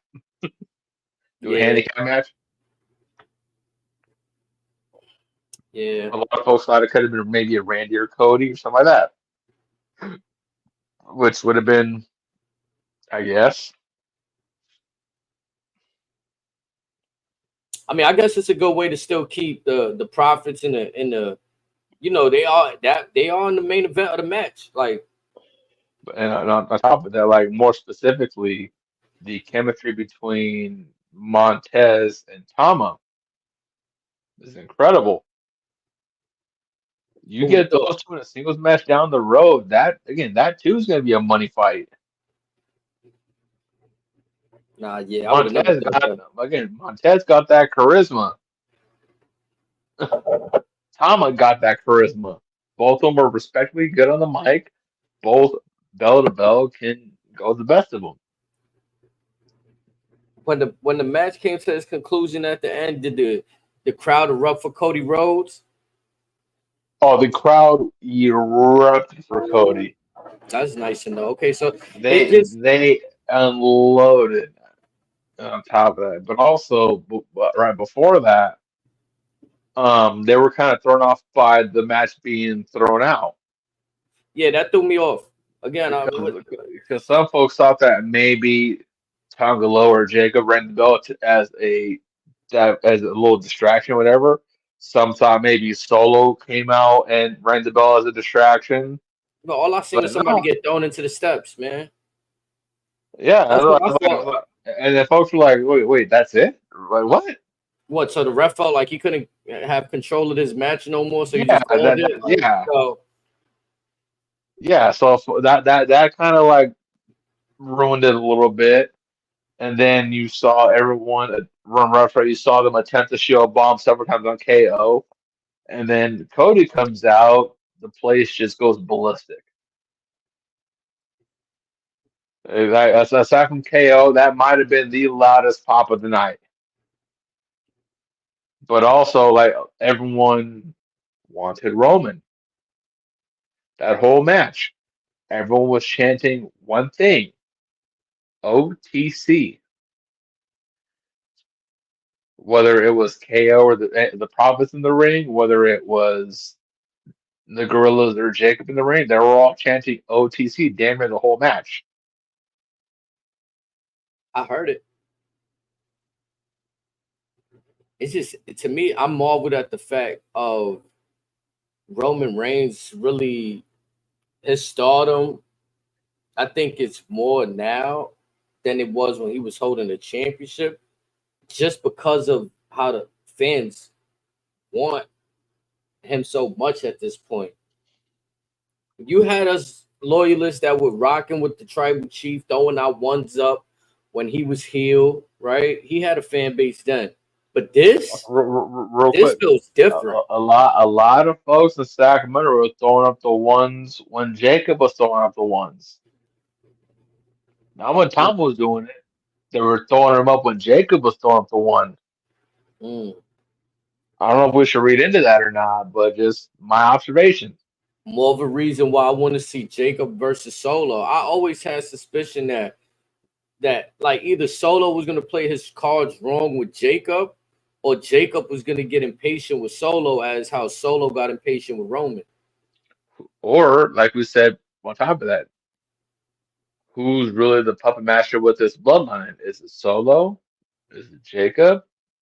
Is it The Rock? Mm-hmm. It may be a while before we actually know who's been pulling the strings the whole time. Is Solo been acting on his own? Is Rock also the tribal chief? Is Solo or Jig saying that the tribal chief? We don't know. And I'm gonna be honest, as so much time goes by, and after we seen what we seen tonight with Roman and Cody on that field, something I don't even have to see Cody versus The Rock no more. Like we can I don't want to be disrespectful, but we can kind of like It's one of Cody and The Rock is on one side over here. right. Roman and Cody 3 is way the fuck over here. It's got nothing to do with the other. No, and that's what I'm saying. That with the championship part, like if I wouldn't be mad if Roman actually captures it from Cody, and then we eventually push Cody to the side and get into the Roman Rock stuff. I wouldn't be mad if that happened, because I feel like Roman has regained control of the popularity between them, and now we can move back onto the what was supposed to happen before, instead of continuing to pivot for the fandom that was making us change things in the first place. What if The Rock interferes in Bad Blood? That'd be fucking. Yeah, the people in And Georgia gonna get their money for that changes everything. everything. Because he could target Cody, he could target Roman, he could even target Solo. But the minute we say it's 15, 20 minutes into the match, we hear it's just a man. The roof's gonna blow up. Just when we thought we had all the answers, they changed all the questions. Mm-hmm. Man, And this could be a very liable possibility, much like it could be at War Games as well, much like Crown Jewel. We could even see that The Rock pull up at NXT because his fucking daughter's the GM. Folks, forget about that. I thought it was interesting to see her back on the like. I don't know how often she's on the screen, but they had her in the ring about. I think it was last week. Oh, at NXT, she's getting as much screen time as the main event, folks. Yeah. She's getting a lot. She's been getting a lot of screen time since she emerged as the GM for NXT, and she's only gotten more confident. Now, if he shows up in Bad Blood, I mean, again, more seeds, more layers. You But talk about blowing again. Let's talk about blowing the roof off the joint. I'm not trying to be disrespectful to Cody and what he's done, and but I think to me personally, once they get past, like, I'm really intrigued to see where Roman can, like, again, we say the chase, right? So I'm willing to see where can Roman take this next. Can there be a next level to what he So already so done? hear me out. Say Rock comes out of Bad Blood. At Survivor Series, you could have Cody versus Rock, but in the War Games match, you could have Bloodline versus Bloodline. Mm. You could have Zilla emerge, maybe. You could maybe have Hikuleo emerge. At this, if Rock comes at Bad Blood, I don't even care if you bring in Jimmy J and Sammy together again. But if that were to be the case, I would anticipate that someone from this new bloodline would assist The Rock in beating Cody. So come WrestleMania season, you could have Roman Rock for the belt. Roman beats Rock, and then night two, you have Roman Cody 3. I like that. I also got my wild thing. I think Cody going to do the heel turn at War Games. Again, it could be War Games, could be as early as Survivor or Bad Blood, could be Crown Jewel, Now, the reason I say that could be is a random SmackDown. right. The reason I say that is because he comes out to help Kevin Owens tonight. Somehow, let's say he convinces Kevin Owens to be part of the War Games team between him, Roman. It'll be Kevin Owens, Cody, Roman, and then Cody will possibly get Randy Orton in there. And then he costs all of them the loss by doing something to Roman Reigns. And all of them looking at him like, what are you doing? Randy and Kevin looking at Cody, what are you doing? And then that starts some shit right there. It's a lot of shit we can get depending on how bad blood goes. A random episode of a Friday SmackDown goes, like you saying. It's a lot of it right now. It's a good time. It's a good time to be tuned So in. let me ask you this. Would it be a bigger deal if we have Cody and Rock at War Games or at Crown Jewel or Rumble? Which would be the bigger fight feel? Rumble. Crown Jewel, So it'll feel so like so so hold on. prize fight. Hear me out. Hear me out. You have Cody versus KO at War Games potentially. You have Cody Roman at Crown Jewel. All to culminate in the inevitable heel turn of Cody. Okay. We're leading from Thanksgiving into, because remember, WWE, the main roster is not getting a PLE in December. After Crown Jewel, that's it for the year. Well, that might be early December, but still, like after that, that's it. So Rumble won't be until February. From Crown Jewel to Rumble, that will ultimately be the transition of, one could argue, Anakin Skywalker becoming Darth Vader.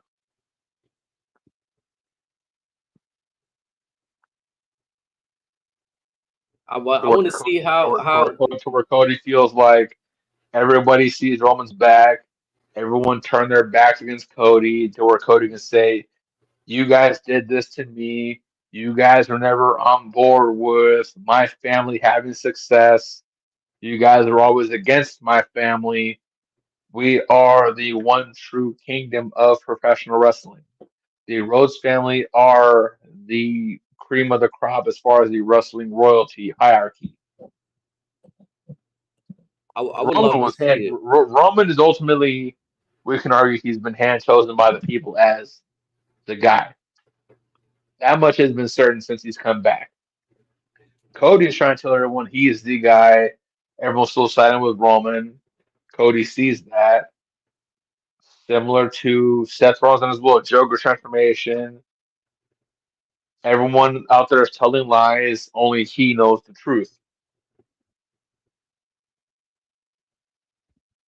I mean, like I said, I would love to see it because it's getting a little stale for me to right now, and I can't appreciate, like how I was saying, appreciate Cena's run. I just feel like it was a little bit different because for me, um, again, we had the Vince era and we got the Trip era.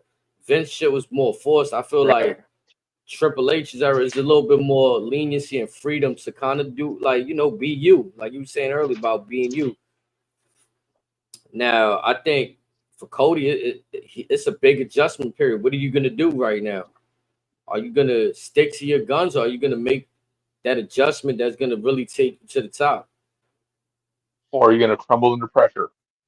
And I think for him, it's right. And for him, it's happening in reverse. When Hogan and Rock fought, it was kind of like I heard people, I forgot what podcast interview I was listening to, but Hogan became face kind of off of that matchup because he was an NWO. He's supposed to be heel, but the folks loved what was going on so much. They had, the older crowd already had that pre-established appreciation for him from the 80s.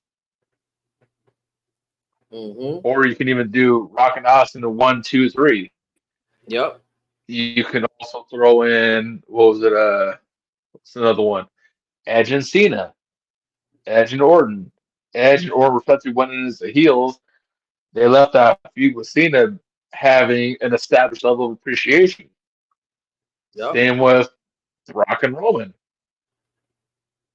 It took them, most us fans hating Roman for being the guy who pushed be the next Cena, for us to appreciate the an immaculate and unparalleled talent that is Brock fucking Lesnar. And I think that's what sucks for Cody about his reign, that he hasn't fought the same tier of potential Hall of Famers that other champions. I wouldn't go that far. That's a little bit of an unfair assessment. You could, I mean, because you could say he can face Randy Orton, he can face whoever that's Hall of Fame caliber, but it's like it boils down to, if the crowd isn't buying what you're selling, then you got to switch something up. Whereas he's kind of had the same spiel since he's come back from AEW, and folks appear to be growing tired of that. It's like, okay, can you say anything else but this? Yeah, because for me, when I look You say what do we want to talk about, and it's like we're telling you what we want to talk about. It's just you're choosing to be the same cookie cutter son of a bitch that came back a few years ago against Seth Rollins at WrestleMania, and nothing's changed. Much like we argue, or much like we claim, like with AEW guys, a lot of them, They're 5 years in. Nothing's changed with their character respectively. Whereas Cody now, nothing's really changed with his specific character. And that's why in the ring he got to do something amazing, like them Cody cutters and that shit is cool, but like, and he's not even like considered one to be like the strongest, but like he got to find something real creative to do something special in the ring. Like Cena, he had the same Or gimmick, but just stick to the figure four and then work on a slam or something later. yeah, Cena was FUing, like he was giving an attitude adjustment to two dudes to the Big Show. Like you Well, had Cena had unraveled strength. Orton, I don't know if you remember before he got the RKO, he did that move that MVP used to do that was a playmaker, whatever called the overdrive, yeah, before he found the RKO. shit was alright. I mean, but it's not I, very. It I don't mean, I look mean, very I, effective. I mean, I mean, see, I mean, Cody can do the vertebra breaker, but it's like for obvious reasons, the higher ups are against it. Hmm. Yeah, so yeah, he got to find like, cause I mean, even the crossroads is good, but when we speak about it, the oversaturation, some moves should just he got to have other moves. So when he executes that one, you know, is good night Irene. You know what I'm saying? Like, Like I said, you have to have the figure four. I'm sure you can do other submission moves. Just do all that stuff. Do the old school stuff. he done took the damn Kimura from Brock at one point too, right? Like he got that in the bag. Yeah, I'm sure he has a sharpshooter. I'm sure he has a crossface. Yeah, man. Like even Edge, right? Like for me, that's why I said what Cody and Solo did last week when Cody jumped off the cage. Those type of moments in WWE is kind of like what we need. Like he had that moment with Seth Rollins, the Hell in a Cell, the torn pec. I think that upped his stock. But then after that, it kind of was like it was forced. It was like It went back to the same old Cody.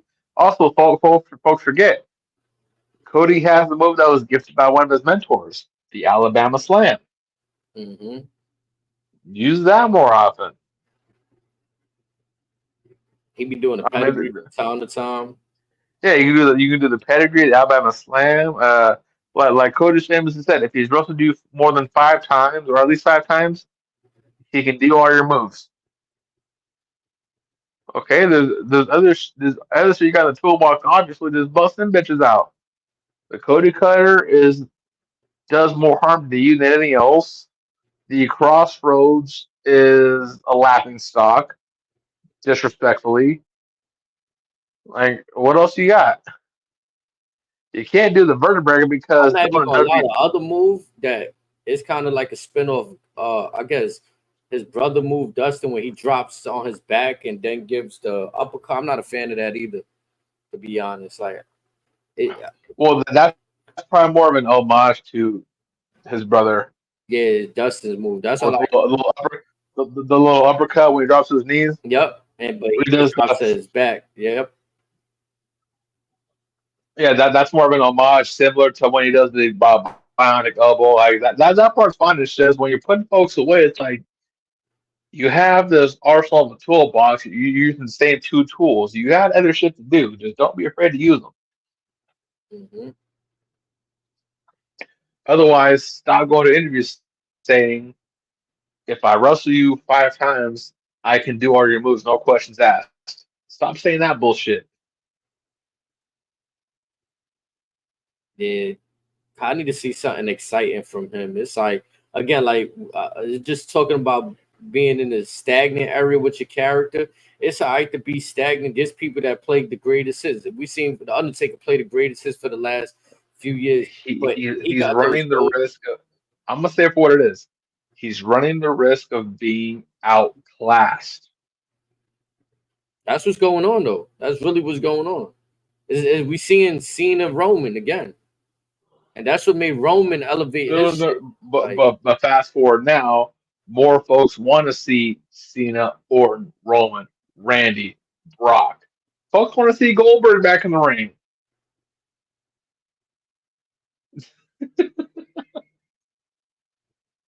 People just want to see everybody back under the Triple H banner. But again, much like we joke about AEW, it's like, what has Cody done different to elevate himself? I mean, again, like I said, for Nothing. me, I mean, in my opinion, after the torn pec moment showed badassery. That should have been the moment you capitalize off of when you come back on some like. And he should have came back more gritty, more rugged, something like that. Yeah. And this could be solved as quick as, or as simple as bringing the mustache back, come back with a stubble, having more of, for lack of a better term, a Moxley-esque attitude. Like, I'm here to fuck shit up. I'm here to make money, but I'm here just to do damage because I know I'm that dude.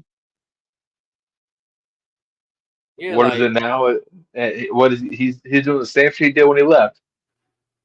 Undeniable to undesirable to undisputed. Okay, you've been saying this shit for years. What else do you got? and he got it. He just don't want to give it.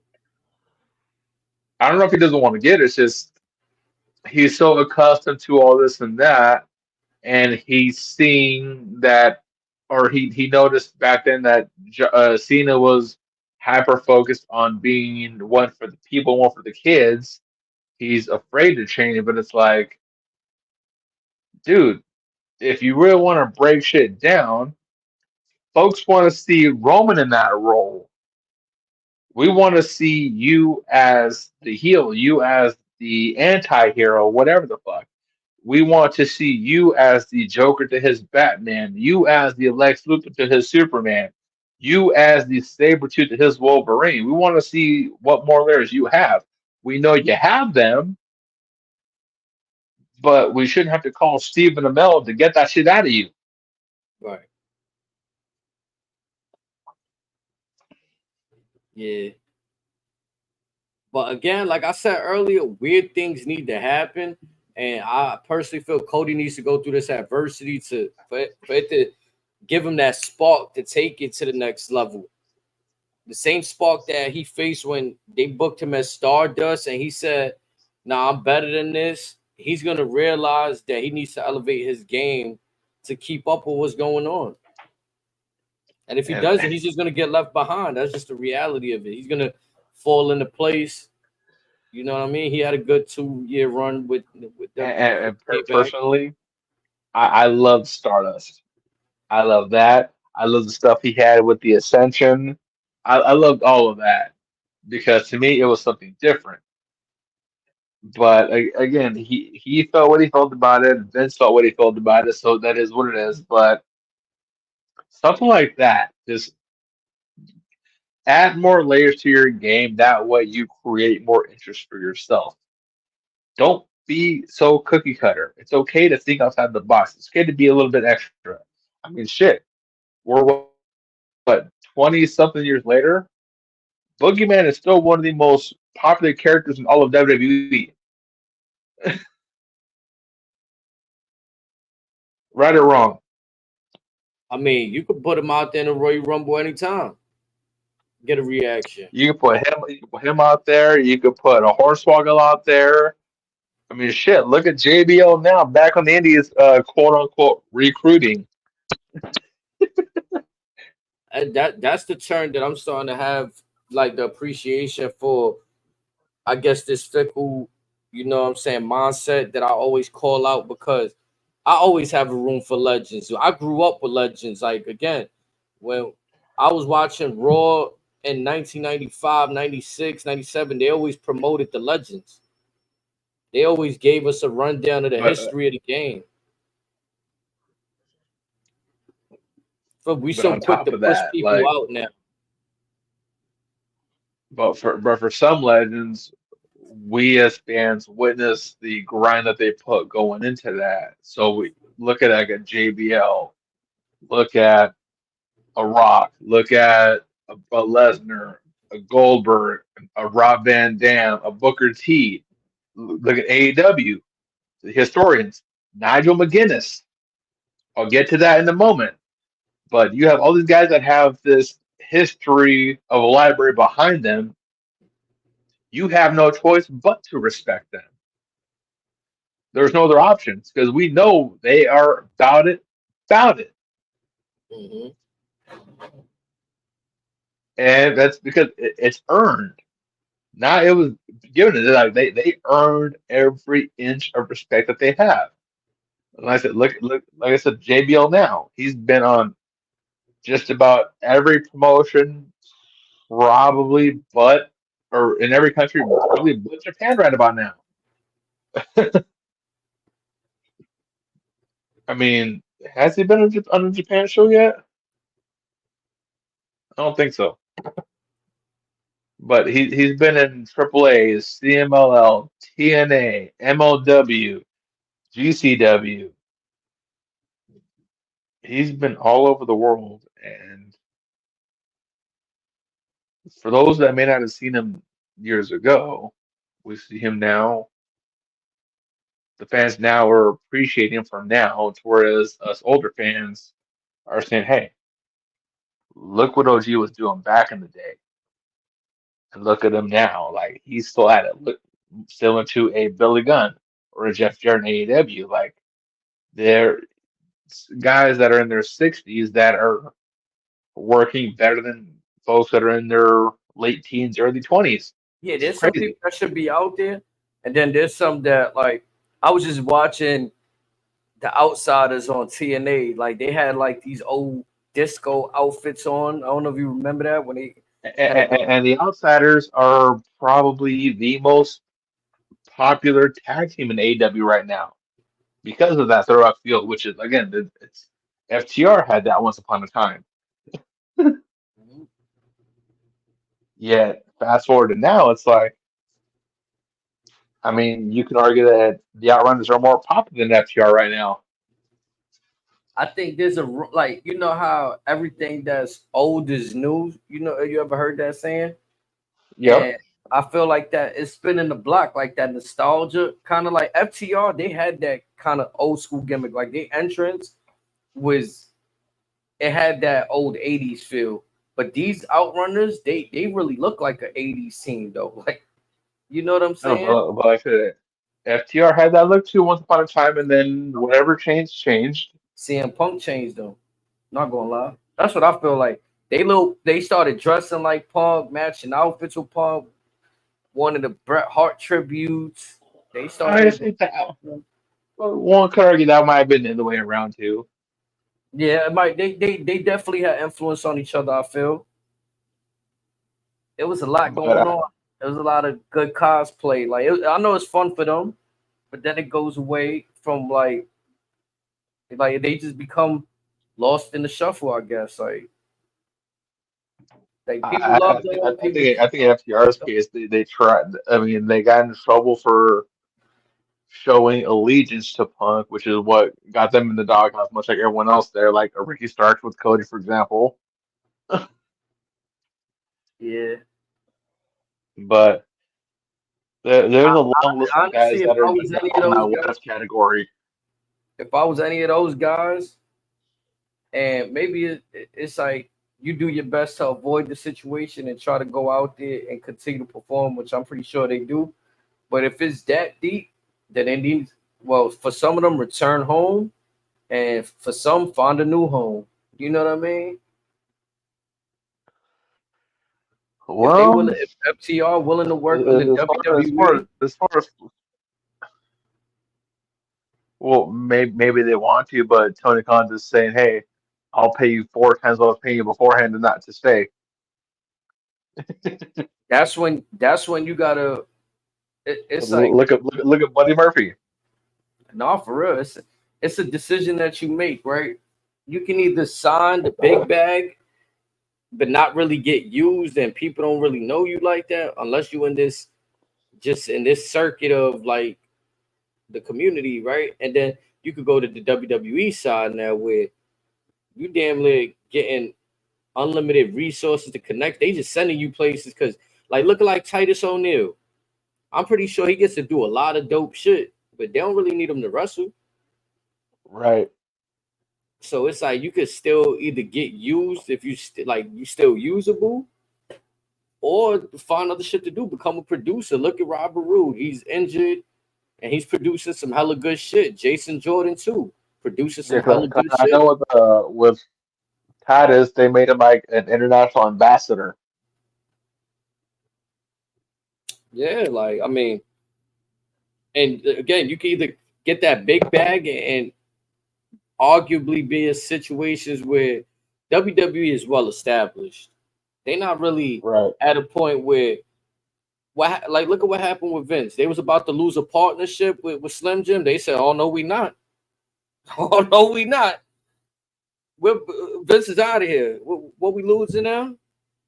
Okay, Yeah, the food was like, no, he ain't with us no more.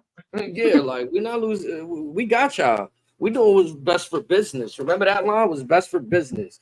They really doing that. So it's like AEW, they lose sponsorships, but that I mean I don't know how often, but that one time the pizza cutter stuff, and I don't even know if they Yeah, were able to like get with it back. Nick Gage when they were playing the Domino's commercial. Yeah, you don't really hear that too often with WWE. Like it, I you mean, know what I'm the saying? last time we heard that was with that little that Walking Dead match, which was what 7, 8 years ago, Yeah, and that which was is just again, the Vince stuff. yup, terrible. So I don't know. For me, I always feel like the exposure and the publicity that you can gain from working with WWE can be way more valuable long term than accepting this bag for the arguable short term, long term, depending what contract you sign. Some people could look at Oh, 5 years like a breeze, like, oh no, that's short term. Some look at it like a life. Like for me, I look at 5 years like, what if you break your leg and you're not the same athlete after that year breaking your leg? Like anything could happen in 5 years in my eyes. most definitely.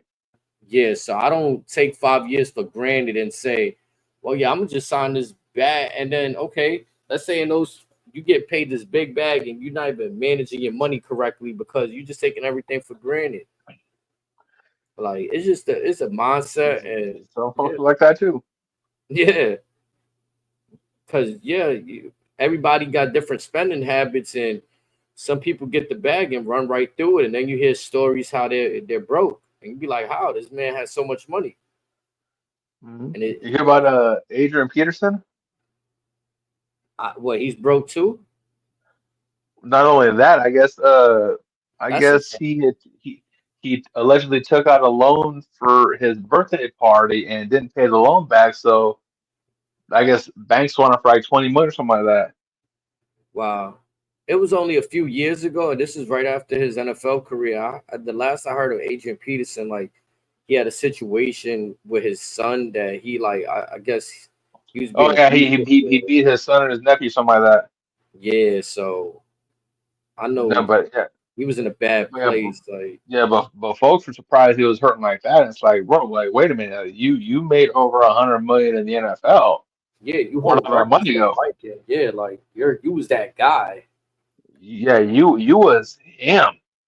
Yeah, and that's my point. Like some like just because people are getting money, not everybody's gonna be a LeBron James, an entrepreneur with their money, or Kobe Bryant when he was alive, or just whoever else just invested their money in the right way. Look at Shaq. He took his NBA resources and he's on everything.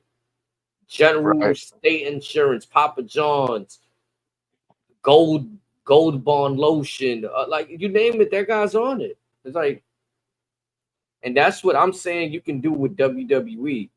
Uh, Cody attempted to do it with AEW where he had his own show, but you don't see Yeah. everybody getting their own show out of AEW. You don't see that in WWE. Montez and Bianca got their show. WWE had Hmm. Total Divas. Nikki Bella was on a few shows on Spike TV. She's on Born Armageddon. Rescue with Blake Shelton. Yeah, like the resources long term, I think are valuable when you can put that on your name. Yo, I've worked for WWE for 10 years without a hitch. They can vouch and say I've been to work on time, early, first one in, last one out, no complaints.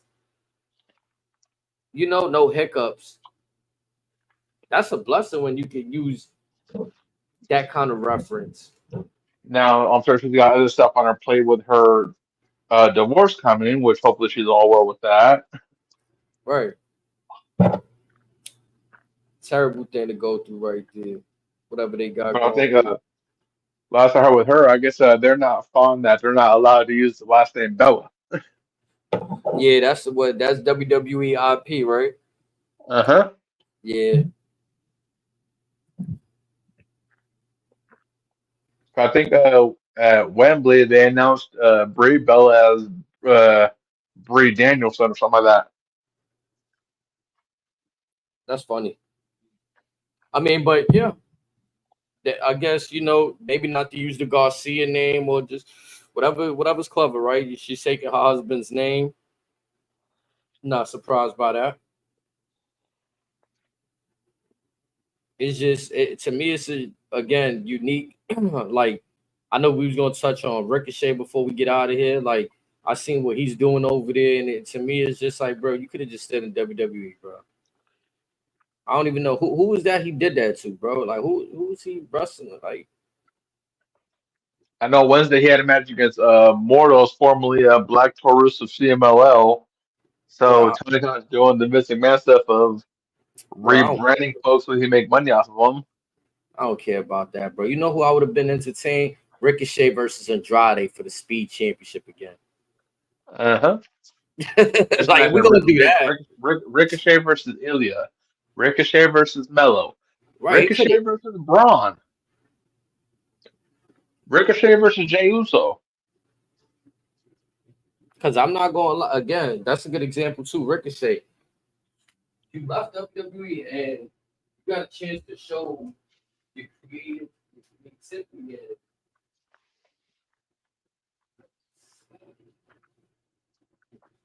I get it. You want to have fun and all that, but it's like you're making just as much money having fun and creating programs with the next generation. But now you're possibly making Roman Reigns money just to do bullshit and stay your ass at home and Again, let Will Ospreay just dog walk your ass on the mic. when I was speaking of Brock Lesnar's, Kobe Bryant's, that killer mentality is lost. And a dude like Roman Reigns, he found a way to channel it. Like, I get like a dude like him. He played football. He's always had the killer mind state, but he just found a way to unlock that shit to the next level. Just like Kobe, he didn't win a championship his first year. Neither did Jordan. Most of these guys don't win their first year, but they grow, they develop, they mature, and they take themselves to the next level. You know what I'm saying? They mature, they take themselves to the next level, they grow. And that's what it's about. I don't see much of that from some of these the town Well, I think some folks don't have that next level. and that's where the reality sets in, and we start to see that as fans that might have pushed for this. Like, yo, no, this guy deserves the moment. This girl deserves the moment. So And then they someone leave. Ricochet popped up on my feed earlier to where like someone said that Ricochet never got any moments to speak out on the mic, and someone put up like 10 screenshots of Ricochet having promo segments. Oh, yeah, I've always said that about Ricochet. Whenever he speaks, he sounds out of breath because of his entrance. I've always said that about Ricochet when I hear him speak on the mic. It sounds like he's a little gassed from his entrance. He got to do the flip off the ropes and get the crowd hype and stuff. It's kind of like you see the same thing with Jey Uso a little bit. Like when he does he gets on the mic, he's a little like winded, but he's at least still hype. He's wild charismatic. So it's a difference. All his promos, to be honest. Yeah. And Ricochet just wasn't charismatic. So you being out of breath and not being charismatic kind of hurt the promo. it didn't make it any believable. So yeah, I mean, he definitely had chances on the microphone. They gave him the championship, not a world championship, but they've given him the United States championship. Also, he was U.S. champion. He was North American champion.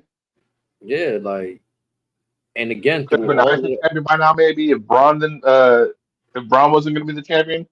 the one time I'm gonna be honest, I thought he was gonna do something was when he started wearing like the cut off jean jacket, the vest jean jacket, and the jean. I Was he thought on he the was team gonna. with Braun?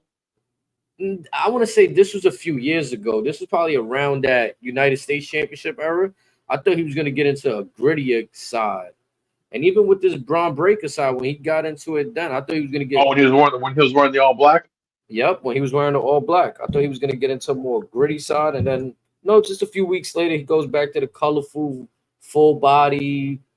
It's just like you just trying shit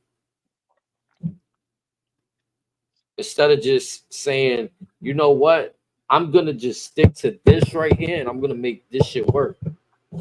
Like I love the people. Like to me, outfits are a big part of your character, right? Like it's okay to change the colors, but you have to kind of stick to like a formula of what works. What are the chances that Vince hoped that they would try to elevate their characters, but they were so hell bent on being their own thing that they kind of gave Vince the "take me as I am" little ultimatum? Well, I'm gonna be honest. If that FTR drawing that Vince had done for them, if that's any truth to that, then I mean I don't even think anything they were saying could help the situation. It was kind of just like sink or swim. Right. You Yeah, talking about the little, where they're just like little core gestures, whatever, little puppets. yeah. Because I mean I mean, they did that to Epic, Primo and Epico. They put them as the Matadoras or whatever. And I fucked with them even as that because they talented in ring. But I was like, damn, why they do them like that?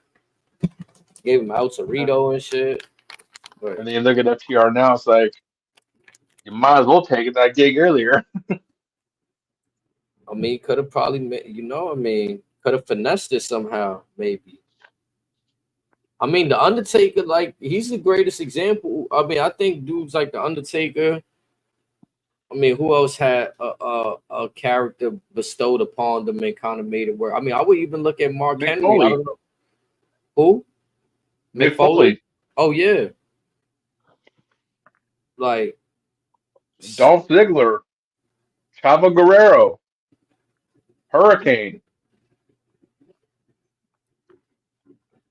made that shit work. We Like can go on and on. like characters like Undertaker and Kane were arguably like you could say you put the wrong person in that character, they're gonna fail. You tell me you got a fucking a 6 foot dude coming out dressed out like Kane, delivering chokes. Like no, only a certain set of person can fill this role. Mindset, physique. I'll give you a name: Husky Harris. Man. No funny shit. Him, We Rob Back, these names. cause Skip Sheffield. I fuck with Skip Sheffield. I was like, yo, who this fake Austin Goldberg in the face with the like he had a vest and a cowboy? I was like, nah. Who this Skip like I was like, nah, Skip Sheffield. Like that shit sound crazy. Like all them names they had for them dudes back then, like Husky Harris, Skip Sheffield, Wade Barrett.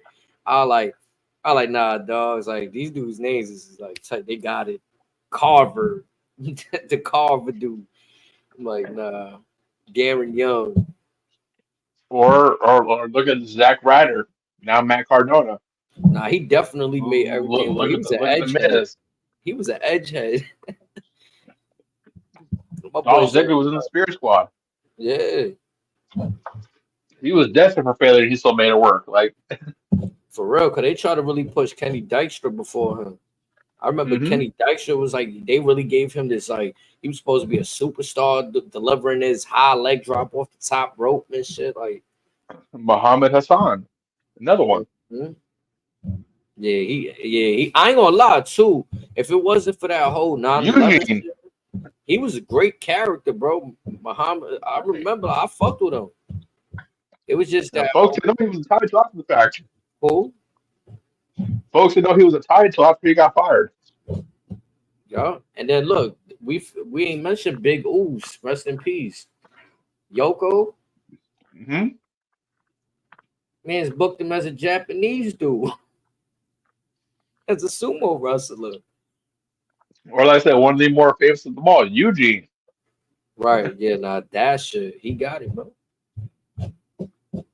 He got it. Dude like Eugene got it, because I ain't gonna lie, like he really had the crazy hair to make it feel like he was really bugged. Like, you know what I'm saying? He really played that, bro. Owned it. We talk about owning it. He owned it. I mean, even Dustin Rhodes, Gold Dust. Mm-hmm.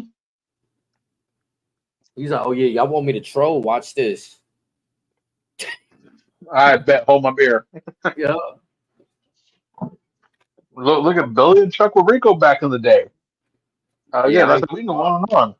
Nah, for real though. Those are great examples because who really want to sit there and like, let's say like if you really don't want to do that, then they tell you as a character, yo, this is what you. And then I'm pretty sure WWE is different from like Hollywood, right? Like Hollywood, you gotta what's the audition? You gotta audition for a role. This is you're independent contractor, but you're signed under contract to us, so you kind of got to do. You got to fill the role that we tell you. If you don't do this, you're fired. Right. So if you want a job, you got to kind of do this. It's a different. Vince having his my word the highway mentality too. Yeah, like we'll have somebody. He got the somebody will fill this role mentality. And hell, we've seen it. We've seen him put Isaac Yankum, Glenn Jacobs as Diesel. Or Rosie, superhero in training, stands the acronym was shit. Yep. Yep.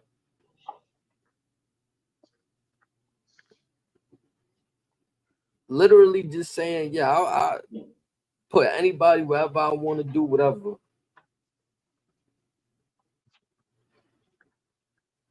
Vince was so I remember he was taking time away from the talent to have his own little segment for the laptop, general manager, laptop, Michael Cole, and then he got the anonymous GM. Yeah. Or you remember DBS character back then? Everybody has a prize where I don't know, it was RVD or someone, but as a kid, they famously did some stupid shit to get $100 off of Ted DiBiase. Nah, I don't remember that. I think so. Matt, what like it was on an old episode of Raw or a pay-per-view? Yeah. Where RVD or DBS do that, trying to get some fans to do some strange or piece of change or whatever. There was a one video I'm almost sure it's a young RVD in the crowd that gets selected. That's wild funny. Yeah. Even like, look, to be honest, Rey Mysterio, right? He let WWE put his real family into the storyline. The young kid, like he got Rey Mysterio's a G. He told his wife and kids, yo, we gonna eat. What? Or you even go further, that the eye for an eye match. Yeah. And I'm really talking about, remember, like when Eddie was around, when he bring a young Dom into the fold, like that's you don't really see, like you never saw that until then. Yeah, you never saw that, bro. Somebody peeling back the curtains and really bringing in a real family. Like we was really asking for years, yo, is that whose son is that? Really Rey Mysterio's son? Like he taller than Rey. How's that Rey Mysterio's son? Nah, that gotta be Eddie's son. Like for years, people ask these questions. Hey, shit. To this day, Dom's still going. Hey, I don't know. It was the '90s, folks were wilding, but I'm gonna be honest. I wouldn't bet against it. Like crazy. And as a wrestling family, like they get it. The Anoa'is get it. The Mysterios get it. The Anoa'is get it. The Rhodes get it. I mean, the Cody just got to stop being stubborn, but they definitely get it. If he didn't, he wouldn't be where he's at now. Dustin still wouldn't be doing what he's doing. Dusty did Supposedly what he's a free agent soon. man. He got to. I mean, I wouldn't want to see him as Goldust in WWE, but if they allow him to do what he's doing as Dustin right now, like the natural, oh my, bro, there's definitely a like, or even just I don't know, maybe maybe I'm pushing it because Real quick. You wouldn't want to see Goldust get inducted in the Hall of Fame? hell yeah, that gotta happen. Almost has to. Yeah. I'm saying you better have Booker T induct his ass while you're at it too. I'm gonna be honest. If there's a person in the Hall of Fame that's never held a championship, not even the Intercontinental, a talent like Goldust that's held the Intercontinental, beef like he had a feud with Razor Ramon, had feuds with some of the best. Yeah, he deserves But Booker T championship tag team. Goldust is often remembered for just not only stuff with Ahmed Johnson, but just that tag team with Booker T. Yeah, Just some of those backstage segments. Like yep. that was one of the highlights of my childhood. It's like, oh shit, this is funny as hell. And then when you fast forward, when they bring him back after a few years, we seen a whole different Goldust. Like this was I remember seeing some of the late WCW stuff where they tried to bring Dusty Rhodes back as some dude named Seven to be like some little and he was dressed in all white. some little Chamo Peeper Town stuff, and then in TNA you had him as Black Rain, or he had this pet rat and some other stuff. Like everything that he's done has been incredible. Even the bad stuff he still made it work. And there ain't many folks that like him that could just turn chicken shit to chicken salad. I mean, even in WWF when he was the artist formerly known as Goldust, and he had Luna Vachon with him, like that shit was ridiculous. Or he damn near convinced Vince to let him get fake tits. Yeah, and I mean, for better or worse, it was still memorable. Like I still remember that fucking green outfit with his pink hair. Like Whole BDSM outfit, whatever. yeah, I mean, I look at even like Stevie Richards. Shout out to Stevie Richards because I don't know why. I just always, I never really got to see much of his work, but I always felt like he had, like to me when I played video games, I always picked him in. Like I think it was No Mercy when like he had the super kick in No Mercy, so I just always picked him. I remember seeing a lot of his stuff on like either Heat, Velocity, or even like a random SmackDown because you had him and Jamie Noble at times. Yep. Then I just When remember Jamie Noble was riding with Nydia. that Right to Censor group. That too. It worked for a second to me. Like it was like I don't know why this shit is annoying, but in a good way. It's like troll. It's like yeah, it was different. Yeah. And then you took all the people. Yeah, and you took all the people that was kind of like either already like you had the Godfather. We turned him from the Godfather to the Godfather. Yeah, Val Venus. Yep. Then you had damn, what was Bull Buchanan? Like it was just like a odd cast, but for some reason to me they fit. Like and then he had Ivory to just put it all together. Look at when the Social Outcasts did they shit. They made it work. I fucked with the Social Outcasts.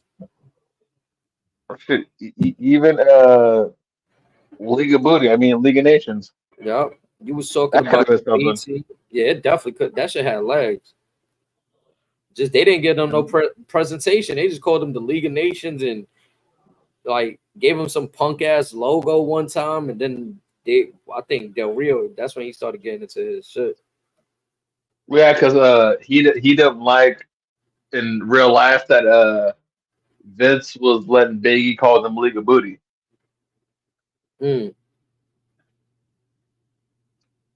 But Del Rio had his demons. They had been at the same time too. But that's a whole other story. But it's like even Nexus could have been something if Cena did there in the Master Survivor Series or sometime whatever the fuck it was when Bret Hart came out. Nah, they definitely had legs because they were kind of a reason why I started watching wrestling at that. I probably had I stopped got a lot watching of for a folks year. back into watching. Yeah, especially you got the involvement of CM Punk, even though it kind of got watered down by the time he had really touched them. Pause, like you know what I'm saying. But when they started going crazy, it was a unique time. It was a unique time, especially John And then Cena's involvement with them.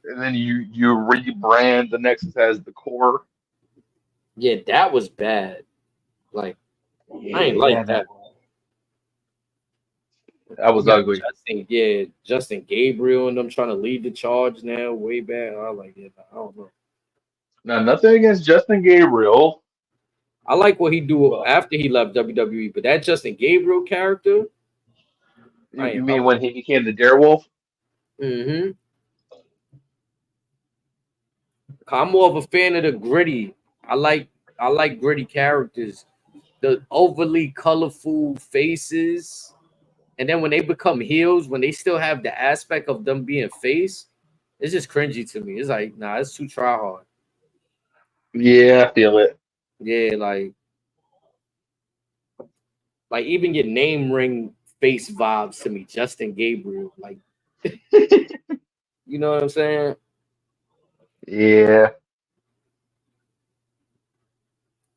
That's why like certain people when they got certain names that they can really be used in versatile ways, it's dope. When somebody sound like they had to switch this dude name that's with Christian Luchasaurus, like you know, like Jack. Some people got to undergo a name change because they going undergoing a character change, but they look like the same fucking person. Well, yeah. I mean, he didn't change the mask. Right? Like That was, you just change the that was colors, that was not even that. man. Like, if anything, it's like half a shade darker, so it's basically the same fucking color. Right. Like fuck, what was it? Olive green. It just became more like, oh, like not even the olive green, but like that snakeskin green, like a Yeah, reptilian green, and then now it just got a little darker. Like that what they call him now, kill switch. It's a they still fuck up Luchasaurus sometimes. yeah, that's it. That's it. Wow.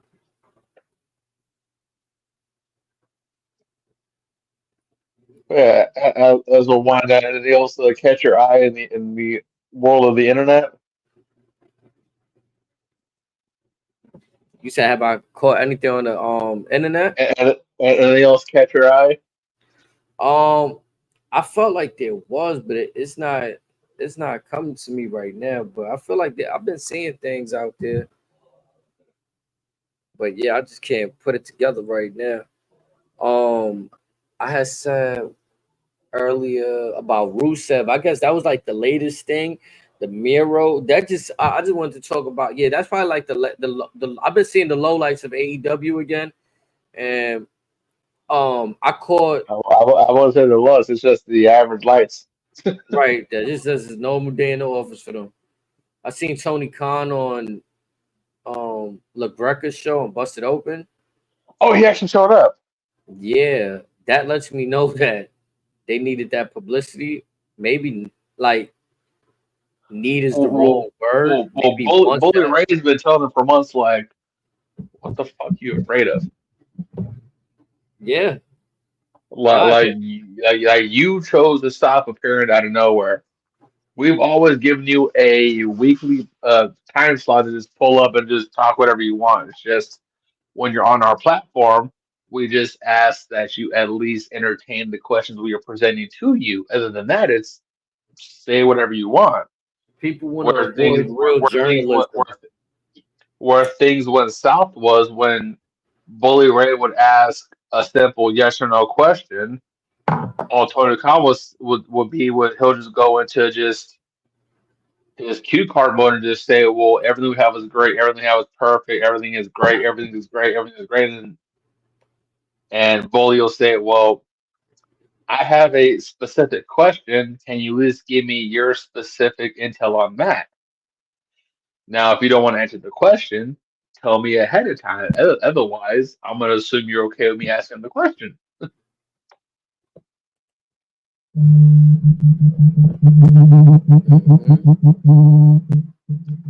Because again, whether Tony wants to admit it or not, some of us, or I would assume most of us, want them to succeed. It's just at minimum, we want him to show that he at least gives a damn about the shit he's putting out.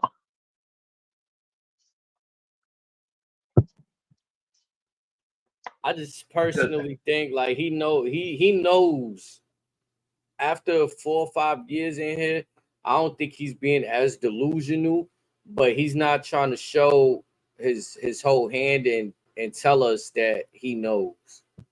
But he knows. He knows. I mean, him doing that I'll argue appearance. otherwise. That no, for me, it was him doing that appearance. Like I was like, why would he? He hasn't been showing up on Busted Open. So to me, In, he in a wants few to years. right. And now that y'all in New York, y'all been in New York. This isn't the first time you in New York in 2 years, is it? Like I feel like y'all, they were just here, right? No, they were in Arthur specifically maybe 8 months ago. Right. So the excuse can't be, oh, we doing media runs. You avoided the last media few runs they tried to get with you.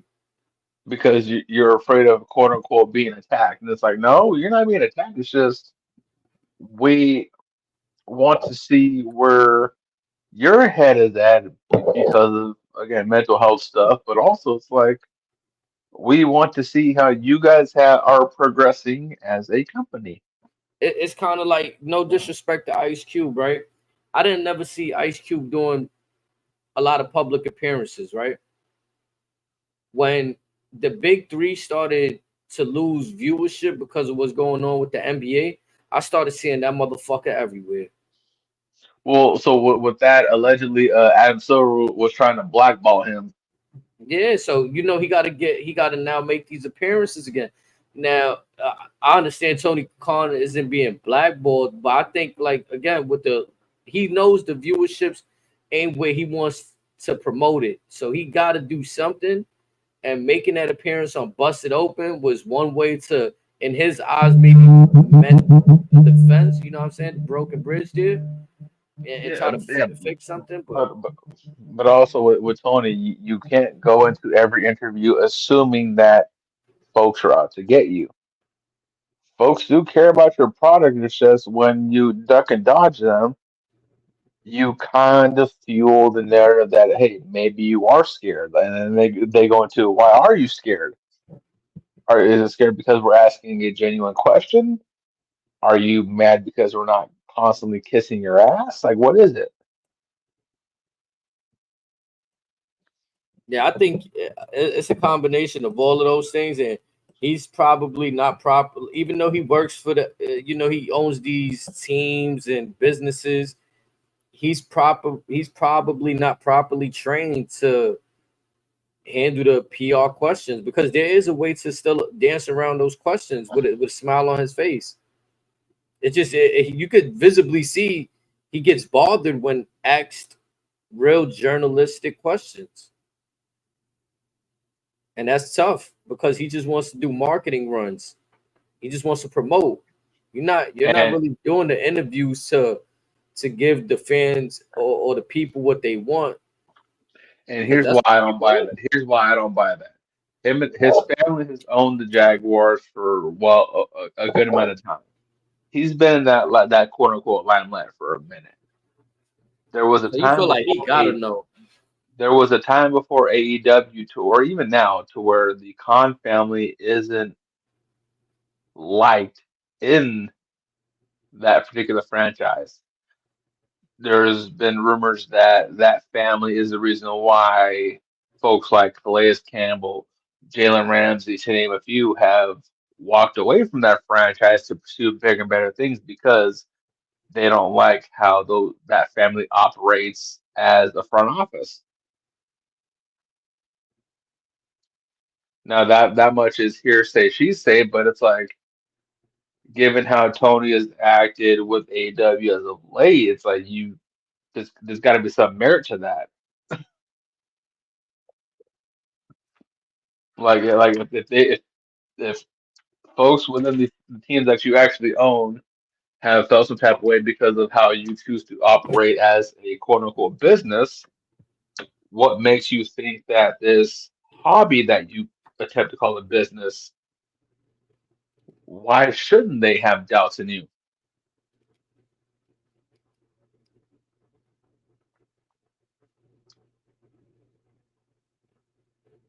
And that's where we're at today. Yeah. But that was it right there. To me, just to spin the block back on SmackDown, I thought it was a fire episode. I can't wait for you to watch it. And like you said, maybe Monday when we get into the Raw thoughts, you could give me your thoughts on just watching the show again from home, hearing the commentary to go along with it. I'm looking forward to the commentary because I don't know if it made it on the air for SmackDown, but after the Chelsea Green video package, I can see from where I'm sitting just Michael Cole just going ham on Corey Graves about something. The whole crowd was just eating that shit up. So I'm curious to see what actually made the air for SmackDown. Yeah, I got to see that part also. I can't tell you because I was just walking into the room and seeing the Chelsea Green, seeing them cut back the commentary, but because there was a part right when it ended to where again I don't know if it made SmackDown or not, but Michael Cole is standing up, damn near on the verge of climbing the desk, just going ham on Graves about something, and the crowd was just losing their minds by it. They were just chanting Michael Cole that whole time. Yeah, there was a solid Michael Cole chant for about 5 minutes because he was just going in. So again, listen, I'm looking forward to seeing what made the air. Yeah, I might check it out probably soon before I go to bed. Just get one more look at SmackDown. I told you I wanted to do that anyway, so that's probably what the rest of my night gonna look like. Nice. Yes, sir. But we out of here, chat. Monday night, I'm gonna do my best. I'm gonna be honest, chat. My kids have started school, so I'll be a little drained. I'll be up earlier than I usually do now. So we can always do a Tuesday morning show if you want. Yeah, I mean, I'm always with the day after for sure. Hell yeah. So if we don't bring it to y'all Monday night, we can do Tuesday morning for sure. I just never know how early you're actually awake because when you're not doing the stuff with kids, your ass is always on 2K. Yeah, I'll be up 8 a.m. Eastern. Word, that 2K, man, the grind. If y'all in the chat, y'all gotta pay attention. HD the King on Twitch. We be hooping. Legendary hoop games, they occur. You know what I'm saying? Check us out. But yeah, I'll be up 8 a.m. So we could, if we don't do it Monday night, because that 3-hour shows, that's what the point I'm getting to. It's easier for me to do these 2-hour shows on a Friday night and coast off into the weekend. But okay. So with that being said, if it's 8:30 your time, it's 5 a.m. my time. So by 8:30 your time, start on Tuesday. Start expecting a random text from me saying we're doing this or not. Say that, yup. And that's only if we don't bring it to y'all Monday night, chat. So be locked in with us. I see yes, 13 sir. Out here with us. So I appreciate everybody that's tapped in with us. Y'all have a good night. Off the hip, man. Before we get out of here, we're gonna let y'all go off right though, man. I know how it is. Let them know. Yeah,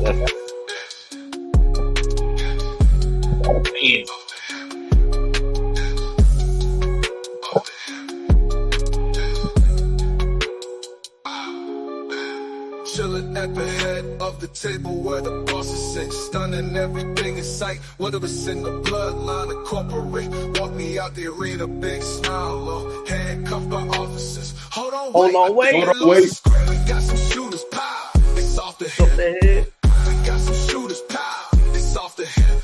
Chilling at the head of the table where the bosses sit, stunning everything in sight. Whether it's in the bloodline or corporate, walk me out the arena, big smile, low, handcuffed by officers. Hold on, wait, I think they lost the script. We got some shooters, pow, pow. This off the hip, this off the hip, this.